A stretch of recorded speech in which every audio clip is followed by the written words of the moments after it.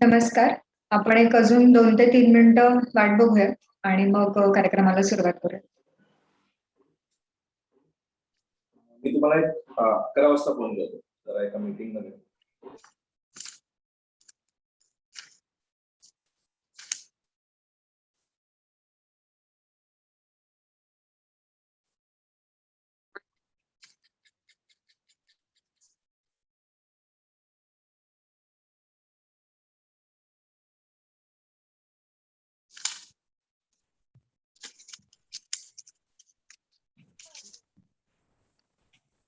आता आम्ही जातोय इथं गावात.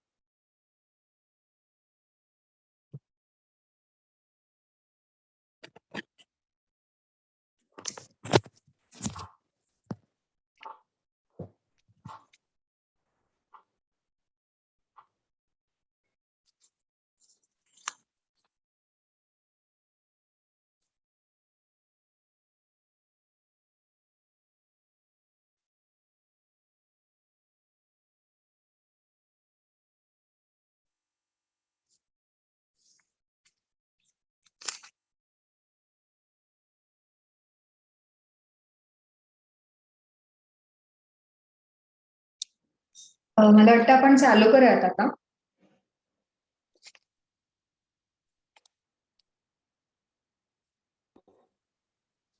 इंद्रनी. येस. नमस्कार, मी इंद्रनील सदलगे, परिवर्तनचा अध्यक्ष आणि सहसंस्थापक. सर्वप्रथम मी आपल्या सर्वांचं या थॉट एक्सप्रेस मध्ये स्वागत करतो. सर्वात आधी मी थोडी परिवर्तनची ओळख करून देतो. परिवर्तन नेमकं काय काम करतं, काय स्वरूपाचं काम आहे परिवर्तनचं ते. 2008 साली परिवर्तनची सुरुवात काही कॉलेज मधल्या विद्यार्थ्यांनी केली. त्यावेळी नेमकं काय स्वरूपाचं काम करायचं समाजासाठी हे नक्की नव्हतं. खूप सारे आम्ही पुण्यातल्या संस्था ज्या काम करतात त्यांची माहिती घेतली. त्यांचा अभ्यास करत असताना एक जाणवलं परिवर्तनला, म्हणजे आम्हाला, की नेमकं कोणत्या स्वरूपाचं काम करायचं.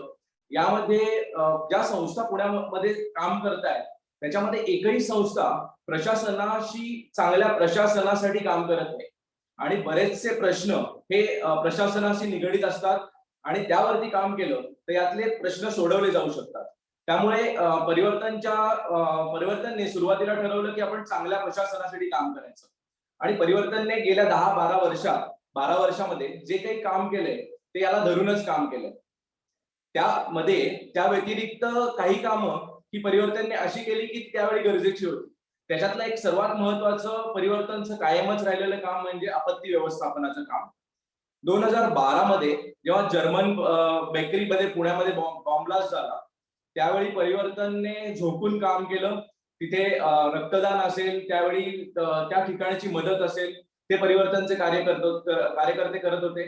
त्याच्यानंतर उत्तराखंडचा पूर असेल, केरळचा पूर असेल, पश्चिम महाराष्ट्रातला पूर असेल, या सर्वच ठिकाणी परिवर्तनचे कार्यकर्त्यांनी ऍक्टिव्ह सहभाग नोंदवला.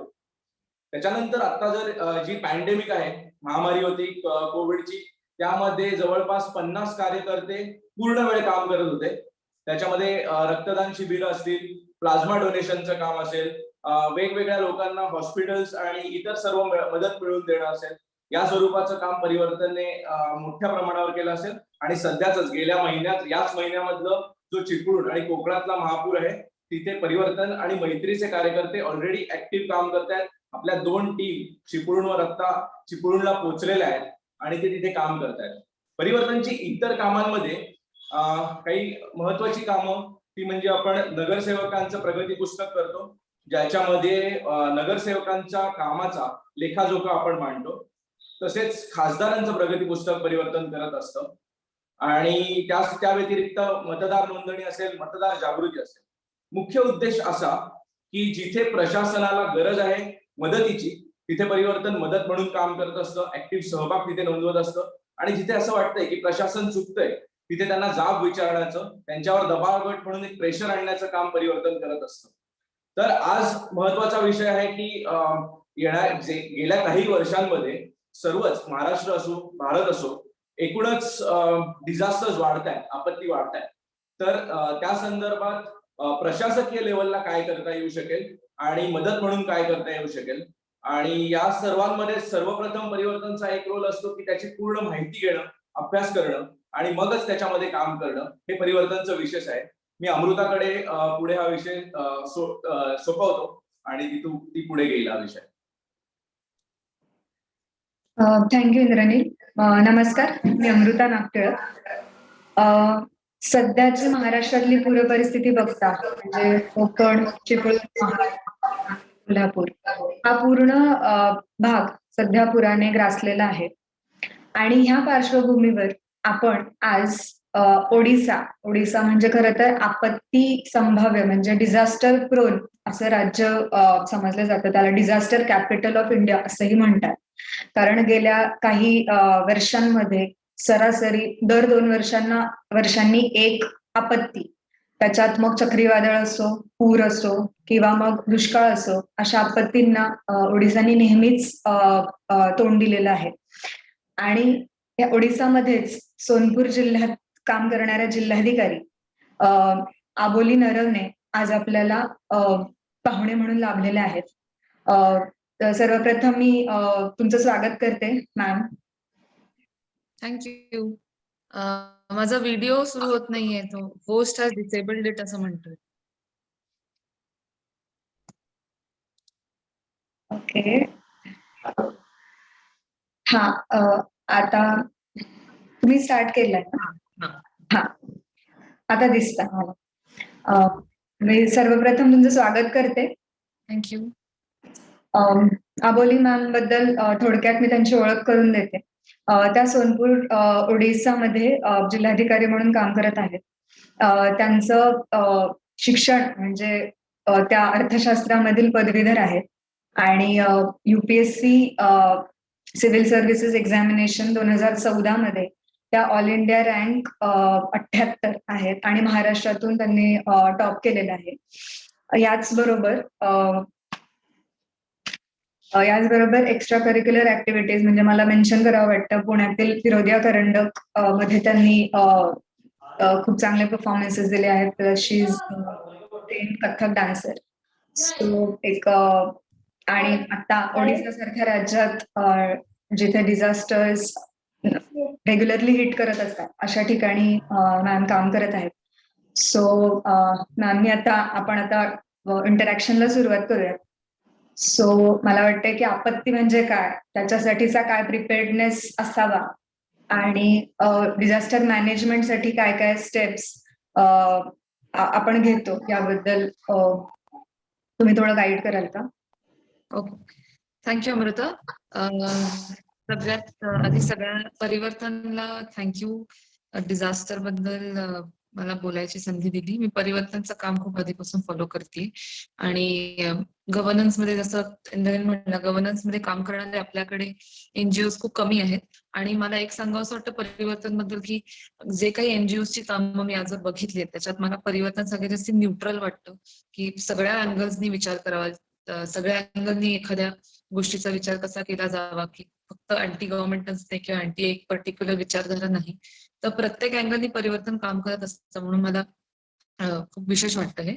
तर मी डिझास्टर बद्दल मी थोडंसं बोलीन. फक्त एक वॉर्निंग सगळ्यांना आधी, की आज थोडीशी क्रायसिस सिच्युएशन आहे माझ्या डिस्ट्रिक्टमध्ये, तर मधून मधून मला वरून स्टेट गव्हर्नमेंट फोन येऊ शकतो, तर तो एक डिस्ट्रप्शन होईल.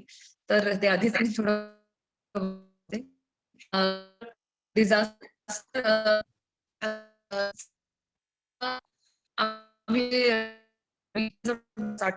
Flood ma'am and he ma'am actually तुमचा आवाज थोडा ब्रेक होतोय. अच्छा, खूप ब्रेक होतोय का? नाहीतर मी आता ओके येतोय. अच्छा, ठीक आहे, कारण मला नेटवर्क आहे पूर्ण. खूप ब्रेक होतोय तर देन आय विल चेंज, म्हणजे नाही, दुसरं. Now it looks fine, but मध्ये थोडा वेळ ब्रेक होत होता. आणि ma'am it is totally fine if you get any official calls you can attend it. I will get calls. So I was saying Odisha has always been a very disaster prone state. We get all sorts of disaster. म्हणजे पूर आणि heat wave नावाचा एक disaster आमच्याकडे आम्ही recognise करतो, heat wave, कारण heat wave death होतात आमच्याकडे खूप. आणि of course we all know about cyclones. तर जेव्हा आम्ही डिझास्टर कडे बघतो किंवा जेव्हा आम्हाला डिझास्टर बद्दल जे काय आमच्या इन्फॉर्मेशन सेशन्स होतात, so we call disaster as something which is a crisis or an exigency which has widespread damage, which damages livelihood, which damages infrastructure, and damage is widespread, and also at the same time it is beyond the capacity of the people who are getting affected by it. So this is disaster, की ते normal कुठल्या ते संकटापेक्षा खूप मोठं असतं आणि आपल्या हाताबाहेरचं असतं जनरली, म्हणून त्याला आपण डिझास्टर म्हणतो. आणि दोन मला महत्वाच्या गोष्टी वाटतात डिझास्टरच्या, की एक तर इट इज कम्प्लिटली अनअवॉइडेबल, कारण मोस्टली ते सगळे नॅचरल फेनॉमिनन असतात. ऑफकोर्स ह्युमन इंटरव्हेन्शनमुळे त्याचा प्रभाव कसा पडेल, कमी पडेल की जास्ती पडेल, ह्यामध्ये मॅनमेड मॅन्युअल एलिमेंट येतो. पण the extent of disaster and disaster येणं इज कम्प्लिटली अनअवॉइडेबल. आणि दुसरी गोष्ट मला वाटते की why it is so difficult, because it uncertain also. म्हणजे आपण प्रेडिक्ट करू शकत नाही की आता भूकंप येणार.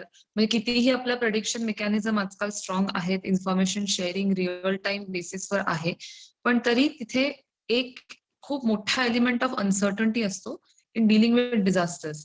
That is why it is a very unique situation.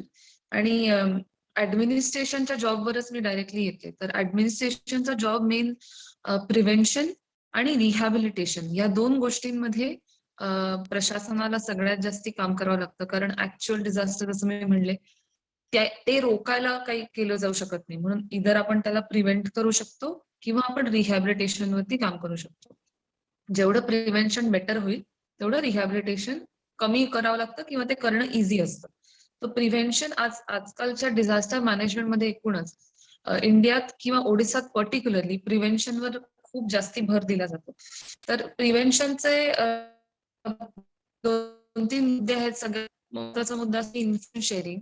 मला जर ते असेल 1990 मध्ये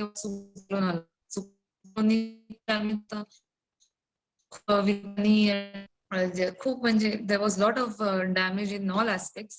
आणि म्हणून त्याच्यानंतर 2001 मध्ये ओडिसामध्ये OSDM स्थापन झाली, म्हणजे Odisha state disaster management authority. आणि ओडिसा पहिली स्टेट होती जिथे अशा डिझास्टरसाठी केवळ एक अथॉरिटी त्यावेळेस स्थापन केली गेली, कारण द डॅमेज वॉज अनप्रेसिडेंटेड. आणि ऍव्हरेज 98 सायक्लोन्स हिट करतात ओडिसा कोस्टला. त्यातले काही सिव्हिअर सायक्लोन होतात, बट 98 हा आमचा ऍव्हरेज नंबर असतो. That is why we needed this authority. तर यांचं मेन काम असतं की एक overall coordination plus information sharing येत असतं. तर आपल्याकडे IMD INCOIS, world meteorological organisation, ISRO, या सगळ्यांकडून डेटा OSDMA ला येतो आणि हा डिस्ट्रिक्ट कलेक्टर्स बरोबर रेग्युलर बेसिस, म्हणजे आज किती पाऊस पडेल हे मला आज सकाळी एक मेसेज आलेला असतो की आज माझ्या डिस्ट्रिक्टमध्ये एवढा पाऊस पडणार आहे, कमी किंवा जास्ती.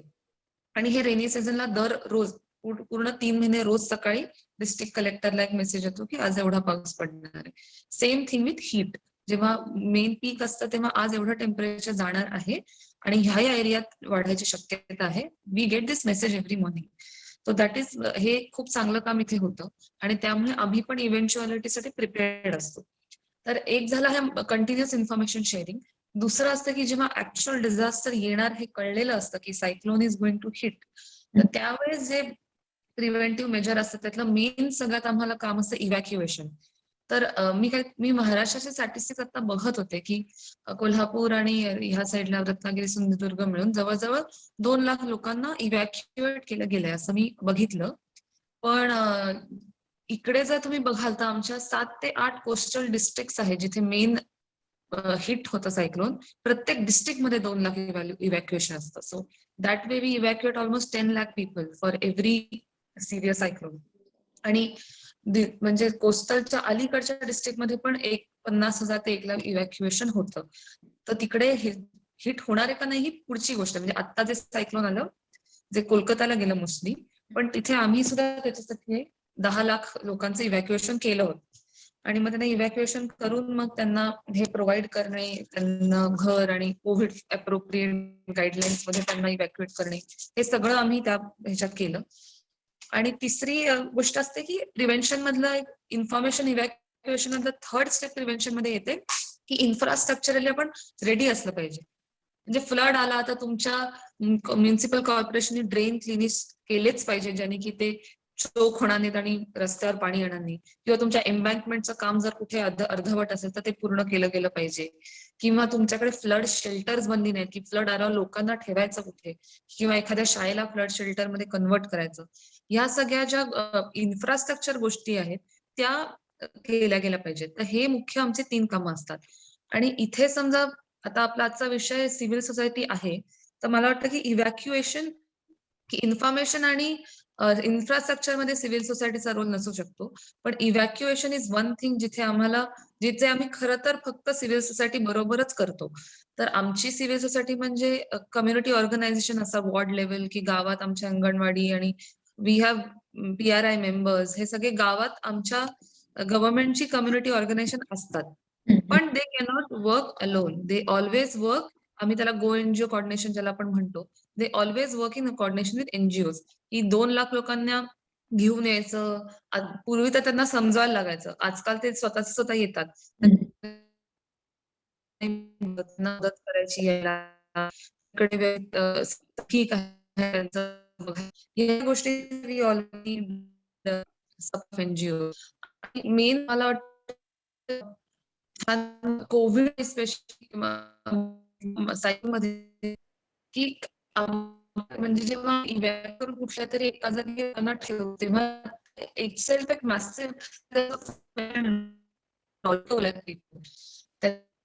Medical facility is financially well draining. तर ह्या वेळेस आम्हाला खूप NGOs special doctors availability, staff, ते फ्लड शेल्टर मॅनेज करणारा स्वीपर, नर्सेस, हे जे मॅनपॉवर प्रोव्हिजन सरकारी होऊ शकत नाही कारण आम्ही आमची गव्हर्नमेंटचे हॉस्पिटल त्यावेळेस मोकळी करू शकत नाही. हे मॅनपॉवर उपलब्ध करून देणे हे काम खूप वेळा आम्हाला सिव्हिल सोसायटी ऑर्गनायझेशन ह्याच्यात हेल्प करतात. आणि हे खूप मोठी हेल्प असते की सॉफ्ट हार्ड इन्फ्रास्ट्रक्चर आम्ही केल्यानंतर त्याच्यातलं सॉफ्ट साईड जी असते, मॅनपॉवर, रिसोर्सेस, मॅनेजमेंट, हे सगळं कम्युनिटी ऑर्गनायझेशन आमच्यासाठी करत असतात. आणि I think this is one thing where government lacks human resources, आणि human resources is always provided by community organisation. आणि मी प्रिव्हेन्शन नंतर जो दुसरा पार्ट येतो rehabilitation. And rehabilitation is of course it is one thing where we always need support of civil society. Rehabilitation मेन असं असतं की एकतर ज्यांचं इन्फ्रास्ट्रक्चर किंवा घरं डॅमेज झाली आहेत त्यांना गव्हर्नमेंटने एक पॅकेज देऊन त्यांना ते घर बांधायला मदत करणे, मग कोणाला काही म्हणजे इफ समबडी कोणाच्या घरी कोणाची डेथ झाली तर त्यांना काही पॅकेज देणे, हे सगळ्या गोष्टी गव्हर्नमेंट करतं. पण अगेन इथे खूप महत्वाची गोष्ट आम्हाला लागते, ती लागते की एक्सटेंट ऑफ डॅमेज आम्हाला मोजावं लागतं. कोणाचं किती शेत गेलं, कोणाची किती घर, अर्ध घर तुटलं का पूर्ण घर तुटलं, अर्ध शेत डॅमेज झालं का पूर्ण शेत डॅमेज झालं, किती त्याच्या गायी मेल्या, किती त्याच्या बकऱ्या मेल्या, हे सगळं आम्हाला एक्झॅक्ट इन्फॉर्मेशन लागते, ज्यानुसार आम्ही त्यांना पॅकेज देतो. तर ही इन्फॉर्मेशन आमचे लोकल नायब तहसीलदार ज्याला आपण म्हणतो ते, किंवा बीडीओ लेवलचे जे ग्रामसेवक, ह्यांच्याकडून आम्ही ती इन्फॉर्मेशन घेतो. पण त्यांच्या फक्त लेवलला हे शक्य नसतं. प्लस त्यांच्यावर पूर्ण आम्ही रिलाय पण करत नाही फॉर व्हेरियस रिझन्स, ते मी इथे बोलणार नाही. ह्या वेळेस मला वाटतं की इथे सिव्हिल सोसायटीचा रोल कधी आम्ही कन्सिडर केला नाहीये, किंवा इथे सिव्हिल सोसायटी ऑर्गनायझेशन पण प्रोएक्टिव्हली पुढे आले नाहीये, गव्हर्नमेंटने पण त्यांना तसं एनकरेज केलं नाहीये. पण इथे मला वाटतं त्यांचा रोल आहे किंवा असू शकतो यापुढे, की जी इन्फॉर्मेशन शेअरिंग असते, की इकडे एका गावामध्ये एवढा प्रत्येक घर वाईज किती डॅमेज आहे, हे समजा आम्हाला इथे समजा सिव्हिल सोसायटीचे एक न्यूट्रल ओपिनियन आम्हाला मिळालं, then it is better for us also to sanction the money. कारण because rehabilitation is always tends to get very political. म्हणून मला वाटतं इकडे ते झालं पाहिजे. आणि अजून एक गोष्ट मला वाटते की आपल्या ओडिसात कोविड मध्ये ती आता काही दुसऱ्या वेळेस, पण बाकी अजून जाऊ शकते. आपल्याला एक सिव्हिल सोसायटीचे जितके ऍक्टिव्ह ऑर्गनायझेशन आहेत, त्यांचे जे एरिया ऑफ एक्सपर्टीज आहेत, त्यानुसार आपले जॉब्स त्यांच्याबरोबर ऑलरेडी फिक्स पाहिजेत. म्हणजे we have to understand that disaster हे दोघांनी मिळून फाईट करायचंय. अँड ऍडमिनिस्ट्रेशननी पण प्रोएक्टिव्हली त्यांना ते रोल दिले पाहिजेत की तुम्ही ह्या वॉर्डमध्ये हे काम करा, किंवा तुमची जर ही स्पेशालिटी आहे तर जेव्हा डिझास्टर तेव्हा तुमचं हे काम फिक्स असणार आहे. किंवा लोकांना ज्युरिस्डिक्शन करून देणे की इकडे रिहॅबिलिटेशनचं काम तुम्ही करा, इकडे इव्हॅक्युएशनचं काम तुम्ही करा. आणि you distribute exact area of work functionally and territorially to all the civil society organisation. And it should be on record की प्रत्येक वेळेस जेव्हा डिझास्टर येईल तेव्हा प्रत्येकाचं काम हे असं असणार आहे. तर ही गोष्ट कोविड सेकंड वेव्ह मध्ये आम्ही बऱ्याच अंशी केली आणि ती खूप चांगली वर्क झाली. आणि डिझास्टर मध्ये पण ती केली जाऊ शकते, की तिथे खूप सिव्हिल सोसायटी ऑर्गनायझेशन येणार, त्यांच्या कामात ओव्हरलॅपिंग होणार, प्लस आम्ही त्यांना पॅनिकमध्ये फोन करणार आम्हाला इथे आता गरज आहे, तर ते आधीच फिक्स केलं पाहिजे on record. So this is one thing I feel which can be done. आणि नेक्स्ट गोष्ट मला असं वाटते की सिव्हिल सोसायटी ऑर्गनायझेशन कडून आम्हाला सर्वात मोठी अपेक्षा असते की मीडिया हँडलिंग मीडिया, बिकॉज त्यांनी जे काम केलं आहे ते ऑफकोर्स मीडियापर्यंत पोहोचलं पाहिजे. पण काही वेळा जी इन्फॉर्मेशन शेअरिंग असते तेव्हा we all know how Indian media functions. तर and we all know that most of the civil society organisation are political. मग ते मुद्दाम त्यांना अप्रोच करणार, मग ते काहीतरी बोलणार, मग पॅनिक क्रिएट होणार. हे मीडिया मॅनेजमेंट डिझास्टर मध्ये आम्हाला खूप महत्वाची असते. आणि ह्या वेळेस काही रिस्पॉन्सिबल सिव्हिल सोसायटी ऑर्गनायझेशन जर पुढे आले फक्त मीडिया मॅनेजमेंटसाठी, की प्रत्येक ठिकाणी किती डॅमेज आहे त्याची इन्फॉर्मेशन मग आम्हीच सांगू मीडियाला की दे आर ऑथराइज्ड इन्फॉर्मेशन शेअरर्स आणि ते तुम्हाला इन्फॉर्मेशन देतील. तर ही एक जर कोणी आमच्यासाठी केलं की proper information as civil society लोकांकडून जी इन्फॉर्मेशन आहे ती मीडियापर्यंत पोहोचवणे, खरी इन्फॉर्मेशन. तर this I think this can be a very important role. कारण आम्ही काही सांगितलं तर त्यांना वाटतं की we always tell the nice side, which is true to an extent. आम्ही सगळं छान छान आहे असं सांगितलं जातं. तर काहीतरी एक न्यूट्रल तिथे पाहिजे की कोणीतरी सांगेल की ऍक्च्युअल सिच्युएशन काय आहे. ती खूप खराब पण नसते, ती खूप चांगली पण नसते, पण खरी इन्फॉर्मेशन कधी जात नाही, कारण that is how Indian media functions. तो खरी इन्फॉर्मेशन जाण्यासाठी I think civil society organisation has a major role to play. That's all. Okay okay. तर मॅम तुम्ही म्हटलं त्याप्रमाणे की जेव्हा आपण डिझास्टरसाठी प्रिपेअर करतो तर unlike 1990s we now have technology support आणि आपल्याकडे अर्ली वॉर्निंग सिस्टीम्स आधीच्या पेक्षा खूप बेटर आहेत. म्हणजे माझ्या वाचनात असं आलं की 1999 मध्ये जेव्हा सुपर सायक्लोन ओडिसाला हिट केलं तेव्हा ओडिसामध्ये इंटरनेट कनेक्शन पण नव्हतं. ऑफकोर्स तिथे इंडियामध्ये पण इतकं जास्त वाईड स्प्रेड इंटरनेट कनेक्शन नव्हतं. सो त्या एरामध्ये सिव्हिल सोसायटीला इन्क्लूड करणं किंवा फॉर दॅट मॅटर प्रशासनालाच इन्व्हॉल्व्ह होणं, कारण इन्फॉर्मेशन स्प्रेड करणं किंवा व्हॅलिड इन्फॉर्मेशन, ऑथेंटिक इन्फॉर्मेशन पसरवणं हेच डिफिकल्ट होतं. Compared to that now we live in a complete different era, जिथे इन्फॉर्मेशन खूप जास्त स्प्रेड होते आणि मिसइन्फॉर्मेशन खूप स्प्रेड होते. सो जिथे तुम्ही म्हणलात की civil society organisation can help the government authorities provided त्यांना तसं अधिकार मिळाले तर. ओके, तर ह्या दृष्टीने ओडिशामध्ये काही म्हणजे इनिशिएटिव्ह घेतले आहेत का?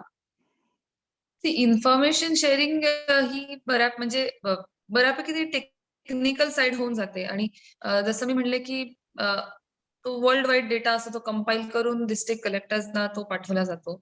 तर हे होऊ शकतं की डिस्ट्रिक्ट कलेक्टर कडून जेव्हा डिसेमिनेशनची वेळ येते to to to people who will actually get affected, त्यांच्यापर्यंत पोहोचण्यासाठी अर्थात आपण सिव्हिल सोसायटी आम्हाला मदत करू शकतात, की लोकांना समजावणे की एवढं मोठं सायक्लोन येणार आहे, त्यांच्या भाषेत समजावणे किंवा की खरा फ्लड येणार आहे. म्हणजे त्यांच्यातलेच लोक जेव्हा त्यांना जाऊन सांगतील की आता असं कुठे अमेरिकेने आपल्याला सांगितलंय, म्हणजे त्यांच्या भाषेत त्यांना सांगावं लागतं की माहितीये का तिकट अमेरिकेने सांगितलंय किंवा आपल्याला न्यू दिल्ली मधून अशी न्यूज आली की एवढा मोठा फ्लड येण्याची शक्यता आहे.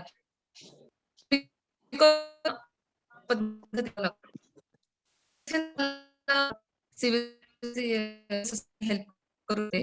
लोकांना इतकं मोठं डिझास्टर येणार आहे. पण जी ऍक्च्युअल अर्ली वॉर्निंग सिस्टीम आणि हे सगळी इन्फॉर्मेशन शेअरिंग आहे, it is a very technical thing आणि it is running very smoothly across तर तिथे मला वाटतं की there is no role. But from administration, from district collector to actual people, here civil society organisation can come in. Okay, इथे social मीडियाचा वापर आपण कसा करू शकतो?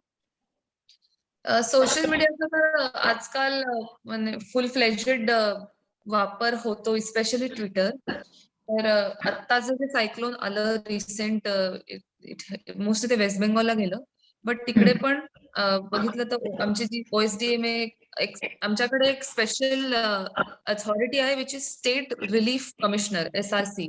That person is a very senior IAS officer and he or she is responsible for anything related to all sorts of crises including COVID. तर तिथे अक्षरशः रिअल टाइम, म्हणजे आता ते असं आहे त्याचे डिझाईन की आता इकडे आले मग इथनं तिथे वळलंय, मग इकडनं हे, then tagging all the collectors, tagging the panchayat, tagging the relevant municipalities, मग त्यांनी ते रिट्वीट करणं, हे आता पूर्ण रिअल टाइम चालू होतं. आणि बिकॉज आजकाल ट्विटर फॉलोअर पण खूप असतात लोकांना, त्यामुळे ही इन्फॉर्मेशन डायरेक्ट म्हणेन की डायरेक्ट IMD कडून लोकांपर्यंत जात होती. जी चित्र ऍक्च्युअली की कसं ते आता वळलंय, कुठे चाललंय, किती डॅमेज आहे, किती. आणि याबरोबर ते असंही हे पण होतं त्याच्यात की कुठे, म्हणजे आता जे जिकडनं गेलंय तिकडे किती डॅमेज झालं, म्हणजे आता इथनं गेल्यावर इथे 20 घरं डॅमेज झाली, ह्या पद्धतीची इन्फॉर्मेशन पण दिली जात होती. So now what is, I think social media is used very very brilliantly by all the government organisations also in Odisha. I don't know about Maharashtra, but Odisha तर it is used very very extensively.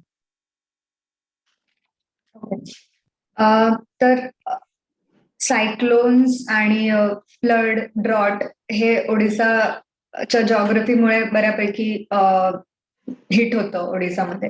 But Covid हे एक असं challenge आहे जे आपण आतापर्यंत कधी imagine पण नव्हतं केलं की आपल्याला फेस करावं लागेल.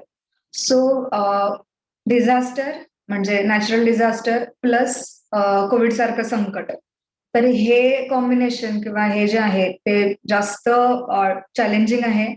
ऐकायला पण चॅलेंजिंग वाटतंय, पण जेव्हा तुम्ही ऍक्च्युली काम करताय गेले 1-1.5 वर्ष कोविड रिलेटेड, तर तुमचा काय अनुभव आहे? खरं मी एकदम ऑनेस्ट आन्सर इथे देते की when it comes to disaster, म्हणजे सायक्लोन आता जे आलं होतं तिकडे जेव्हा आम्ही इव्हॅक्युएशन केलं त्याच्यात काही आम्हाला नाही बघता आलं कोविड अप्रोप्रिएट. म्हणजे कितीही प्रयत्न केला तरी त्याच्याकडे नाही लक्ष देता येत. We live it to the chance, असं की लोकांना मेन तर पहिलं इट्स प्रायोरिटी प्रश्न आहे ना, हे 2-3 दिवसात लोकांना वाचवणं ही आमची प्रायोरिटी होती. तरी आम्ही प्रयत्न केला की नंबर ऑफ फ्लड शेल्टर्स वाढवा, मग लोकांना चांगलं डिस्ट्रिब्यूट करा. मग बट मेन रुरल एरियात हिट होतं ना, तिकडे लोकांना पण एवढा अवेअरनेस नसतो कोविडबद्दल. It is difficult, but I would say की इट्स नॉट, आम्ही नाही एवढा फोकस करू शकलो कोविड अप्रोप्रिएट बिहेवियर, किंवा कोणीच नाही करू शकणार अशा वेळेस. तर तो एक चॅलेंज आमच्यासाठी होता, जेव्हा आम्हाला सांगायचं की नाही, सगळ्यांना इतक्या मीटर डिस्टन्सवरती जेवायला द्या आणि मग सगळ्यांना मास्क, सगळ्यांनी सॅनिटाईज करूनच जेवलं पाहिजे आणि तिकडे एक डॉक्टर असला पाहिजे आणि सगळ्यांचा डॉक्टर पीपी मध्ये असला पाहिजे. मग सगळ्यांचं जाताना टेस्टिंग झालं पाहिजे. म्हणजे ती कोविड शेल्टर मधून घरी जाताना सगळ्यांचं कोविड टेस्ट झालं पाहिजे. So testing 2 lakh people in 2 days असं आम्हाला बऱ्याच गोष्टी आयडियल सांगितल्या गेल्या होत्या. पण ते सगळं आम्हाला नाही करता आलं. ज्यांना टेस्ट, म्हणजे आम्ही मॅक्सिमम लोकांच्या टेस्ट केल्या, जे अफेक्टेड इथून आले होते किंवा जे जिथे आम्हाला वाटलं की जिथे खूप गर्दी झाली, अशा काही सिलेक्टिव्ह लोकांच्या आम्ही टेस्ट केल्या. जेवढं होऊ शकलं तेव्हा आम्ही मास्क एन्फोर्समेंट केली. जेवढे होऊ शकले तेवढे आम्ही डिस्टन्स मेंटेन केलं. But it was a very difficult thing to do. Correct, correct. तुम्ही आतापर्यंत जितके काही डिझास्टर बद्दल ऐकलं असेल, वाचलं असेल, केस स्टडीज, ओडिसाचे case studies World Bank, United Nation सगळीकडे ओडिसा मॉडेल म्हणून बघितलं जातं. ते आणि कोविडचं संकट, हे दोन्ही बघता तुमचे असे काही अनुभव आहेत का, एक्सपिरियन्सेस आहेत का, जे तुम्ही इथे शेअर करू शकाल? म्हणजे बॅड एक्सपिरियन्स का गुड एक्सपिरियन्स? आय थिंक दोन्ही ऐकायला आवडतील.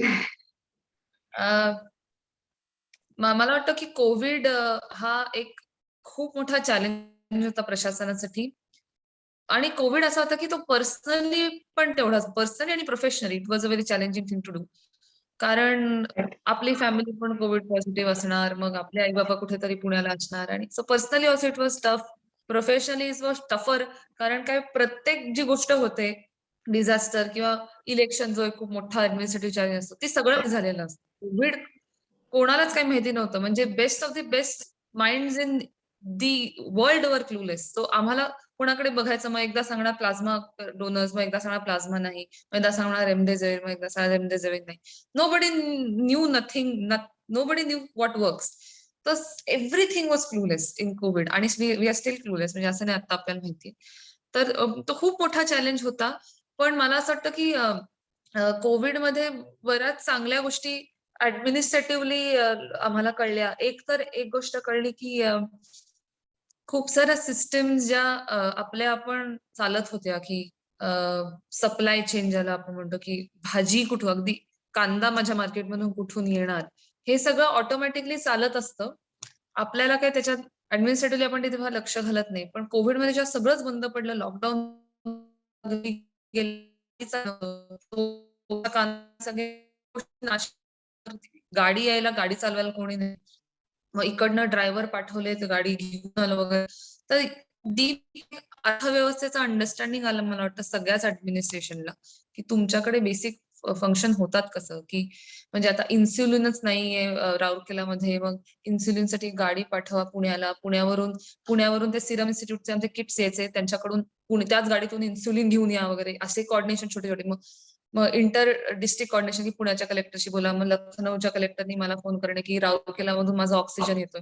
तर हे कम्युनिटी ऍडमिनिस्ट्रेशन एक होऊन जे काम केलं गेलं कोविड मध्ये, ते मला वाटतं अजून कुठेच याआधी कधीच नाही बघितलं गेलं, की प्रत्येक जण, जसं ओडिसा आणि महाराष्ट्राला खूप ऑक्सिजन सप्लाय केला होता, आमच्याकडे जो एक्सेस होता, तो कुठेतरी एक पॉलिटिकल बाउंड्रीच्या पलीकडे जाऊन किंवा एक एक एक युनिट म्हणून काम केलं गेलं कोविड मध्ये.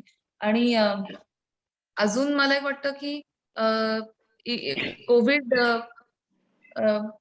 कोविड ही आपल्याला, म्हणजे आता हेल्थ सिस्टीमसाठी एक खूप मोठा हे होता कोविड चेक पॉइंट, की तुम्ही बघा वेर यू स्टँड. म्हणजे असं नाही की तुमच्याकडे डॉक्टर्स किती कमी आहेत. कोविडमध्ये आम्हाला हेही कळलं की जे डॉक्टर्स आहेत ते पण किती युजलेस आहेत, किंवा प्रायव्हेट डॉक्टर्स जे आहेत ते किती त्यांच्या सर्व्हिसमध्ये कमी पडतात. जेव्हा आम्हाला त्यांची गरज होते तेव्हा ते कसे पुढे आले नाहीत वगैरे. So it was a massive checkup for your health system, how it work, how it is supposed to work, the mindset of the health system, तर आणि त्याच्या चांगल्या गोष्टी पण खूप बाहेर आल्या की खूप बेस्ट, जसं USA म्हणतात किंवा इटली, ज्यांच्याकडे health infrastructure best of the best आहे, त्यापेक्षा म्हणतात की इंडियामध्ये कोविड केअर जी प्रोव्हाइड केली गेली, I won't say it was the best, but it was better, कारण आपल्याकडे हेल्थ सिस्टीम तेवढी चांगली आहे, लोकांना हॉस्पिटलचा ऍक्सेस तेवढा चांगला आहे, कोणाला इन्शुरन्स असला तरच हॉस्पिटलमध्ये येणार, ह्या सगळ्या गोष्टी नाहीयेत. You can get admitted in any hospital the way which ever you want.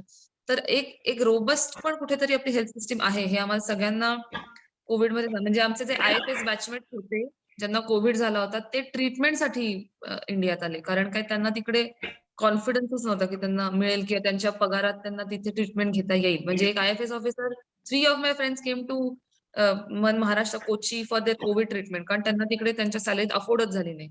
तर अशा काही गोष्टी की आपली एक सिस्टम रोबस्ट आहे, आणि जे आपण म्हणतो की health is the basic, health ही आपल्या गव्हर्नमेंटची किंवा प्रशासनाची बेसिक रिस्पॉन्सिबिलिटी आहे, ती आपण कुठेतरी चांगल्या पद्धतीने पार पाडली आहे.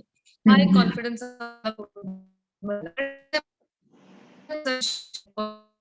खूप छान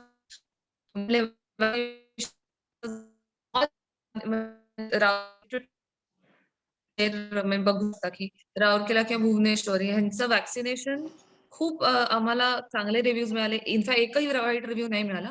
कारण ऑल दी वॅक्सिनेशन सेंटर्स वर manage by civil, all NGOs. तर मी अक्षरशः ट्विटरवरून व्हॉलंटियर्स घेतले NGOsचे, त्यांना एक सेंटर अलॉट केलं आणि ते फक्त त्यांनी बघितलं. आम्ही फक्त वॅक्सिन्स प्रोव्हाइड केल्या. त्यामुळे आपलेच लोक आपल्याला मॅनेज करतात. मग लोकांनी पण शिस्त पाळली. तर it was a very good, I think Covid was a very good learning point for all of us.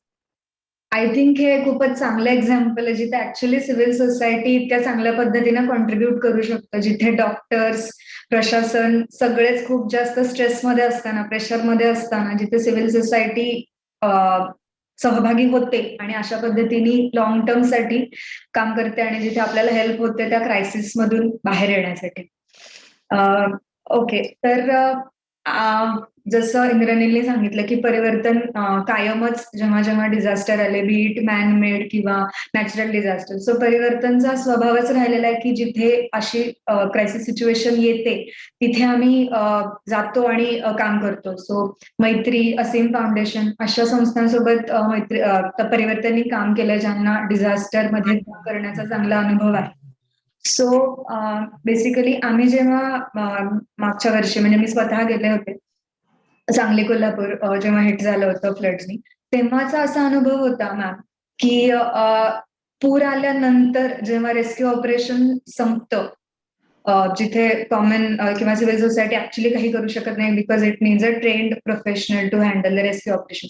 But rescue संपल्यानंतर जेव्हा रिलीफची फेज चालू होते, जेव्हा लोकांना ऍक्च्युली अन्नधान्य, जेवण, पाणी, स्वच्छ पाणी, घालायला सुके कपडे, बसायला काय प्लास्टिक शीट्स वगैरे, ह्या गरजा ज्या असतात, ज्या आयडेंटिफाय होतात, तर मदतीचा पण एक महापूर आल्यासारखा होतो अशा ठिकाणी. म्हणजे आम्ही ऑब्झर्व केलं की केरळ सारख्या ठिकाणी जिथे लोक राईस खातात, असं एक आपलं साधारण अंदाज असतो. तर कुठल्या टाईपचा राईस खातात हे माहिती नसतं, पण जेव्हा मदत करणाऱ्या संस्था जातात तेव्हा त्यांच्याकडे जे उपलब्ध आहे ते घेऊन जातात. But actually that is not what they local people consume. So जिथे डिझास्टर झालाय तिथल्या लोकल लोकांच्या गरजा, त्यांचं राहणीमान, त्यांचं कल्चर समजून घेऊन जेव्हा सिव्हिल सोसायटी ऑर्गनायझेशन किंवा NGOs काम करतात, तेव्हा त्याचा इम्पॅक्ट वेगळ्या लेवलला होतो. सो मला असं म्हणायचंय की इथे जेव्हा civil society organisation actually on field कामाला जाते, तेव्हा प्रशासनाकडनं काय मदत होऊ शकते, की म्हणजे लोकल कॉन्टॅक्ट एस्टॅब्लिश करणं हा सगळ्यात मेन पॉइंट वाटतो आम्हाला.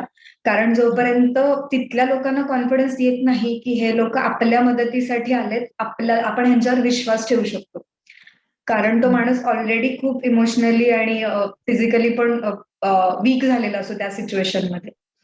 So इथे how the government can help civil society organization or NGOs to gain the trust of the affected person in order to help them in a better way. कारण त्यांच्या गरजा समजून घेण्यासाठी त्यांना आपण त्यांच्यातले एक किंवा विश्वास ते ठेवू शकतात असं माणूस वाटलं मी असं पाहिजे. म्हणले सगळ्यात पहिल्यांदा की ही एक गोष्ट खूप कमी केली जाते प्रशासनाकडून, की एक pre disaster allocation of duties जे केलं गेलं पाहिजेच. म्हणजे इस्पेशली जर एवढी सिव्हिल सोसायटी ऑर्गनायझेशन ऍक्टिव्ह आहेत. जसं मी परत एक कोविडचं एक्झाम्पल देईल की जेव्हा अचानक ऑक्सिजन ड्रॉप क्रायसिस होता, त्याच्यानंतर खूप एनजीओने अचानक खूप ऑक्सिजन बँक सुरू केल्या की आम्ही ऑक्सिजन देणार. आणि तेव्हा राउरकेलामध्ये कधीच ऑक्सिजन शॉर्टेज नव्हतं, त्यामुळे राउरकेलाच्या एनजीओ ऑक्सिजन निर्माण करणं हे अगदीच सोपं काम होतं. खूप लोक आम्ही ऑक्सिजन वाटणार आणि प्लस खूप लोक आम्ही आयसीयू बेड तयार करतो, हे करतो ते करतो. मग एकदा आम्ही सगळ्यांची मीटिंग घेतली आणि आम्ही सांगितलं की हे बघ, तू तुझ्या घराच्या मधलं किंवा तुझ्या जे काय तू आम्हाला 20 बेडेड आयसीयू तयार करून दिलंस, व्हेंटिलेटर वगैरे चालवणार कोण? तर तू आम्हाला द्यायच्या आधी तू आम्हाला म्हणजे हे कॉर्डिनेशन आपल्यात नव्हतंच की आयसीयू आम्ही पण तयार करू शकतो. We have money to put ventilators. What we don't have is doctors professional to handle will run that facility. So this is a real problem and this हे कायम गॅप असते सिव्हिल सोसायटी आणि प्रशासनात की त्यांना माहितीच नसतं की आम्हाला काय हवंय आणि लोकांना पेपरमध्ये हेच वाचायला मिळतं की आयसीयू नाहीये. तर आयसीयू नाहीयेत म्हणजे बेड नाहीयेत नाही, आयसीयू नाही म्हणजे चालवायला लोक नाहीये, हा ऑपरेटर्स. प्रॉब्लेम. करेक्ट. तर सेम डिझास्टर की जेव्हा आपण म्हणतो की लोकांना खायला प्यायला काही नाहीये, तर ह्याचा अर्थ आपल्याकडे जे आहे ते पाठवा असा नसतो. याचा अर्थ त्यांना त्यावेळेस काहीतरी एक म्हणजे खरं तर त्यांना खायला प्यायला काही नसण्यापेक्षा त्यांना बाकीच्या गरजा असतात की त्यांना प्यायला पाणी नसतं, ड्रिंकिंग वॉटर तेव्हा त्यांच्याकडे नसतं. पण कोणी ड्रिंकिंग वॉटर पाठवणार नाही, लोक तांदूळ पाठवून देतात. तर खरी प्रॉब्लेम खरं तर आंघोळीचं पाणी, ड्रिंकिंग वॉटर किंवा शेड डोक्यावर. कारण food is never a problem in India. म्हणजे मी हे तुम्हाला सांगते की आपली ही जी NFSA किंवा डिस्ट्रीब्युशन ऑफ फूड सिस्टम आहे, तर food is never a problem in India. You take this word from a district collector की हा कधीच आपल्याकडे प्रॉब्लेम नसतो. आपल्याकडे कायम सफिशियंट फूड असतं.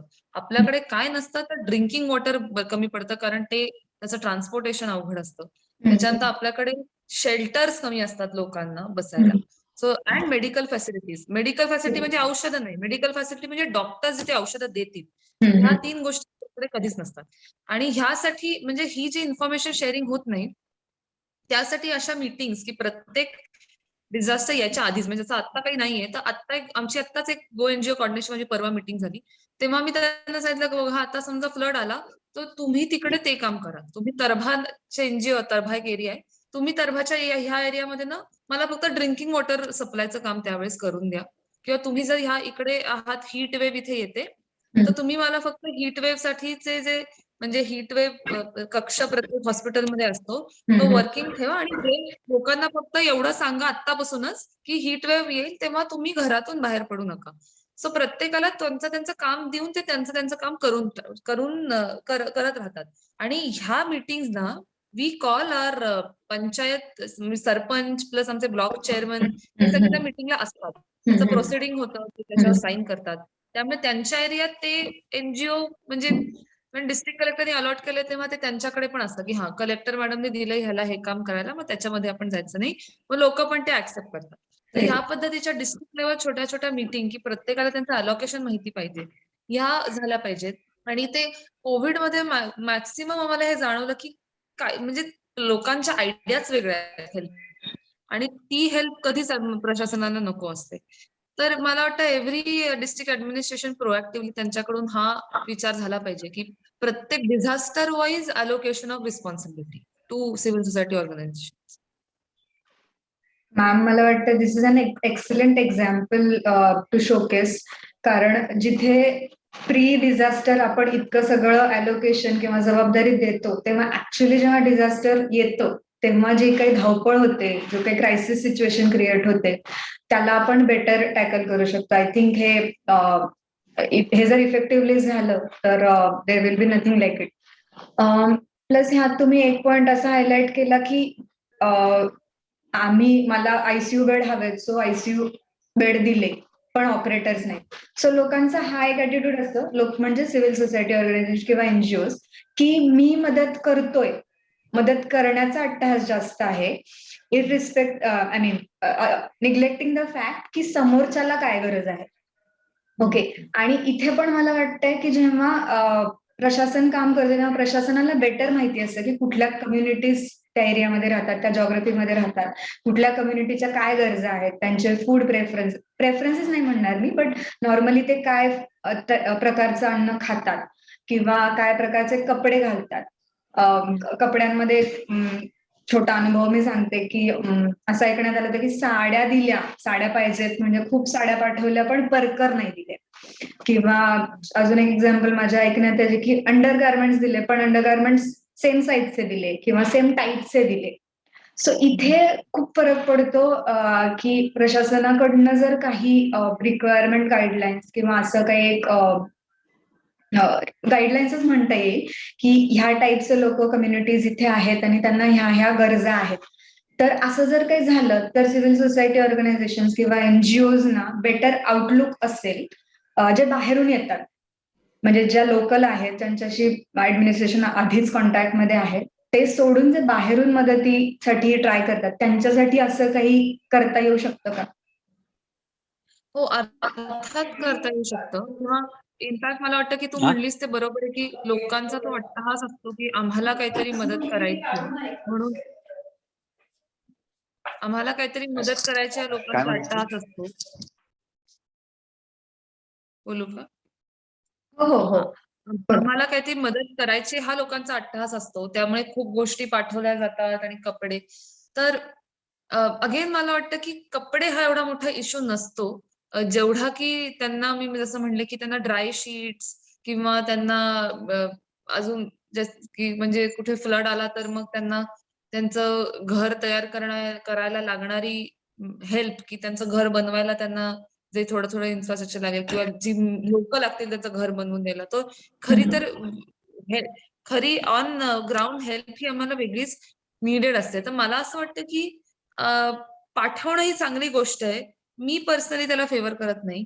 मला असं वाटतं की तुम्ही पैसे दिलेत तर आम्ही त्यांना नवीन मार्केटमधून खरेदी करून त्यांना हवं तसं देऊ शकतो. So this is what we can do here. कारण तू जसं म्हणे तसं रिक्वायरमेंट पाठवणं शक्य नसतं. कारण अगेन 2 लाख लोकांना कुठले कपडे हवेत हे आम्ही नाही करू शकत. तर मे बी मग आम्ही असं करू शकतो की तुम्ही आम्हाला एक एक एक गाव तुम्ही अडॉप्ट करा आणि त्या गावाचा तुम्हाला आम्ही तुम्हीच जाऊन सर्व्हे करा आणि त्यानुसार तुम्ही करा. म्हणजे आम्ही तुम्हाला या गावातल्या या कम्युनिटी ऑर्गनायझेशन आहे आमचं त्याच्याशी टॅग करतो आणि ते आम्ही टॅग करणार. म्हणजे प्रशासन टॅग करेल की जर म्हणजे पुण्याच्या एनजीओला ओडिसात हेल्प पाठवायची आहे, तर मी म्हणणार की परिवर्तनला मी ह्या कम्युनिटी ऑर्गनायझेशन ह्या ब्लॉकचं टॅग केलंय. ह्या ब्लॉकनी जो सर्व्हे करून ज्या सप्लाय करेल. तर आमचे जे कम्युनिटी लेव्हल ऑर्गनायझेशन आहेत, सेल्फ हेल्प ग्रुप्स किंवा आमचे एनसीसी कॅडेट्स किंवा अजून 2-3 प्रकारचे असतात, त्यांना आम्ही करून देणे. त्यांनी रिक्वायरमेंट पाठवणे आणि त्यानुसार रिक्वायरमेंट येणे. ही गोष्ट आपण करतात. त्यात पण असं होईल की बऱ्याच अशा गोष्टी ज्या नको आहेत त्या आल्या. पण त्याच्यात थोडंसं कुठेतरी एक अगदीच अननेसेसरी गोष्टी आल्या नाहीत. हे होऊ शकेल. आणि मला असं वाटतं की ज्यांनी हेल्प करायची ती लोकं करतच राहणार. एक आमचं डिस्ट्रिक्ट कलेक्टर कडून एक अपील गेलं, की एक प्रेस स्टेटमेंट की खरं तर आम्हाला ह्या गोष्टी तर प्लीज पाठवायची तर ह्या गोष्टी पाठवा. असं काहीतरी अपील जाणं शक्य आहे. पण त्यावेळेस मी जसं तो काळ असा असतो की ह्या सगळ्या गोष्टी बोलायला आय डोंट नो टाईम असतो की नाही. But I think a statement can go that I appeal to people all across the nation that असं आमच्याकडे डिझास्टर आहे, ह्या गोष्टींची आम्हाला गरज आहे. तर प्लीज तुम्ही आम्हाला ह्या गोष्टी पाठवा. असं एक सिंपल अपील कलेक्टर कडून जाऊ शकतं. तर पण हे आजवर न गेल्याचं कारण असं आहे की कोणी याचा विचारच नाही केला. कारण जेव्हा डिझास्टर हिट करतं तेव्हा पूर्ण जबाबदारी ऍडमिनिस्ट्रेशन, पूर्ण रिस्पॉन्सिबिलिटी त्यांच्यावर असते. काही वाईट चांगलं झालं तरी ते त्यांना अन्सरेबल असतात. त्यामुळे administration functions in an isolated way, की आम्हाला बाहेरची हेल्प नाहीच मिळणार आहे असं समजून कसं करायचं ते बघा. तर त्या बाहेरून येणाऱ्या हेल्पकडे कधी एक अल्टरनेटिव्ह म्हणून बघितलं जात नाही. कारण ते कायम आपल्याला गरज नाही, आपण आपल्या आपल्या लेव्हलला हँडल करायचंय असंच आमची ॲटिट्यूड असते. कारण असेच आम्हाला रिस्पॉन्सिबिलिटीज दिलेल्या असतात. तर करेक्ट. बाहेरून आलेली हेल्प आली तर बघू. म्हणजे त्या हेल्पवर आम्ही अवलंबून नसतो रिलाय कधी. नाही करत. त्या हेल्पला जर पॉझिटिव्हली वापरायचं असेल, तर ह्या प्रकारचे कोऑर्डिनेशन्स करून द्यायला पाहिजेत, की प्रत्येक एनजीओने आम्हाला आधी ॲप्लिकेशन पाठवावे. मग ॲप्लिकेशन की आम्ही असं काही करू इच्छितो. मग आम्ही त्यांना कम्युनिटी ऑर्गनायझेशनशी टॅग करणार. पण हे सगळं डिझास्टरच्या आधी झालं पाहिजे. राईट. डिझास्टरच्या दरम्यान हे करायला वेळ मिळत नाही. नाही. हे डिझास्टरच्या आधी झालं पाहिजे. This we can do. Okay okay.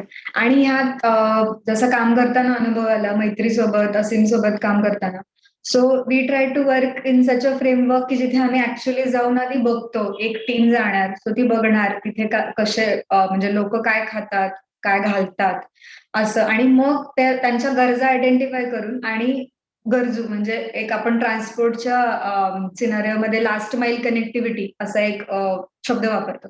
तर ते इथे पण बसतं जेव्हा डिझास्टर येतो आणि लोक अफेक्टेड होतात, तेव्हा जो शेवटचा माणूस असेल तिथे राहणारा अफेक्टेड एरिया मधला, त्याच्यापर्यंत हेल्प पोहोचवणं जे कदाचित प्रशासनाला अवघड पडू शकतं. म्हणजे लार्ज स्केल आणि लार्ज पब्लिकचा विचार करता प्रशासन जिथे नाही पोहोचू शकत इमिजिएटली, तिथे सिव्हिल सोसायटी ऑर्गनायझेशन मला वाटते बेटर पोहोचू शकतात if they get some assistance from government.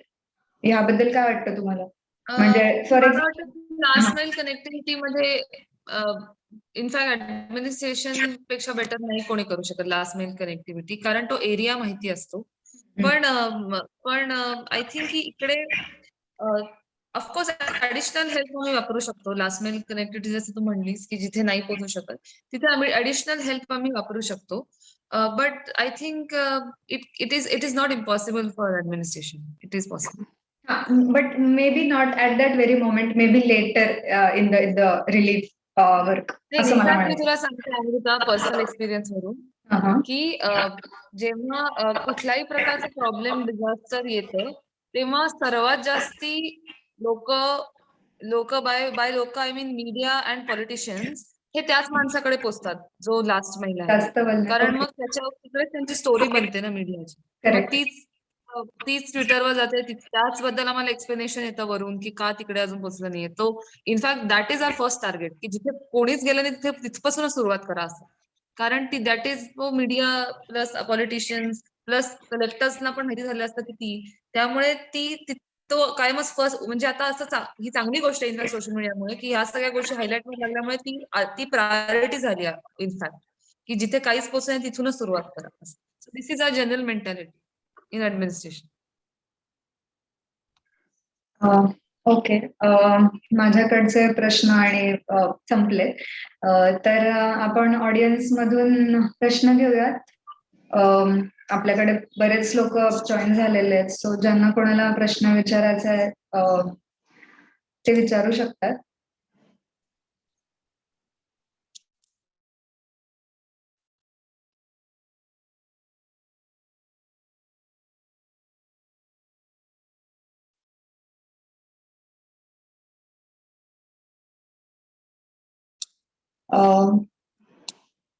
Okay.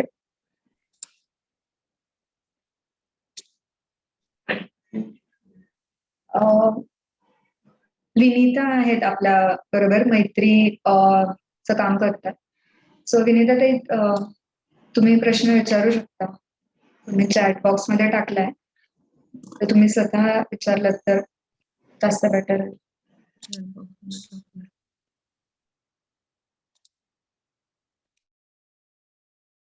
मला नाही दिसत आहे चॅट बॉक्स.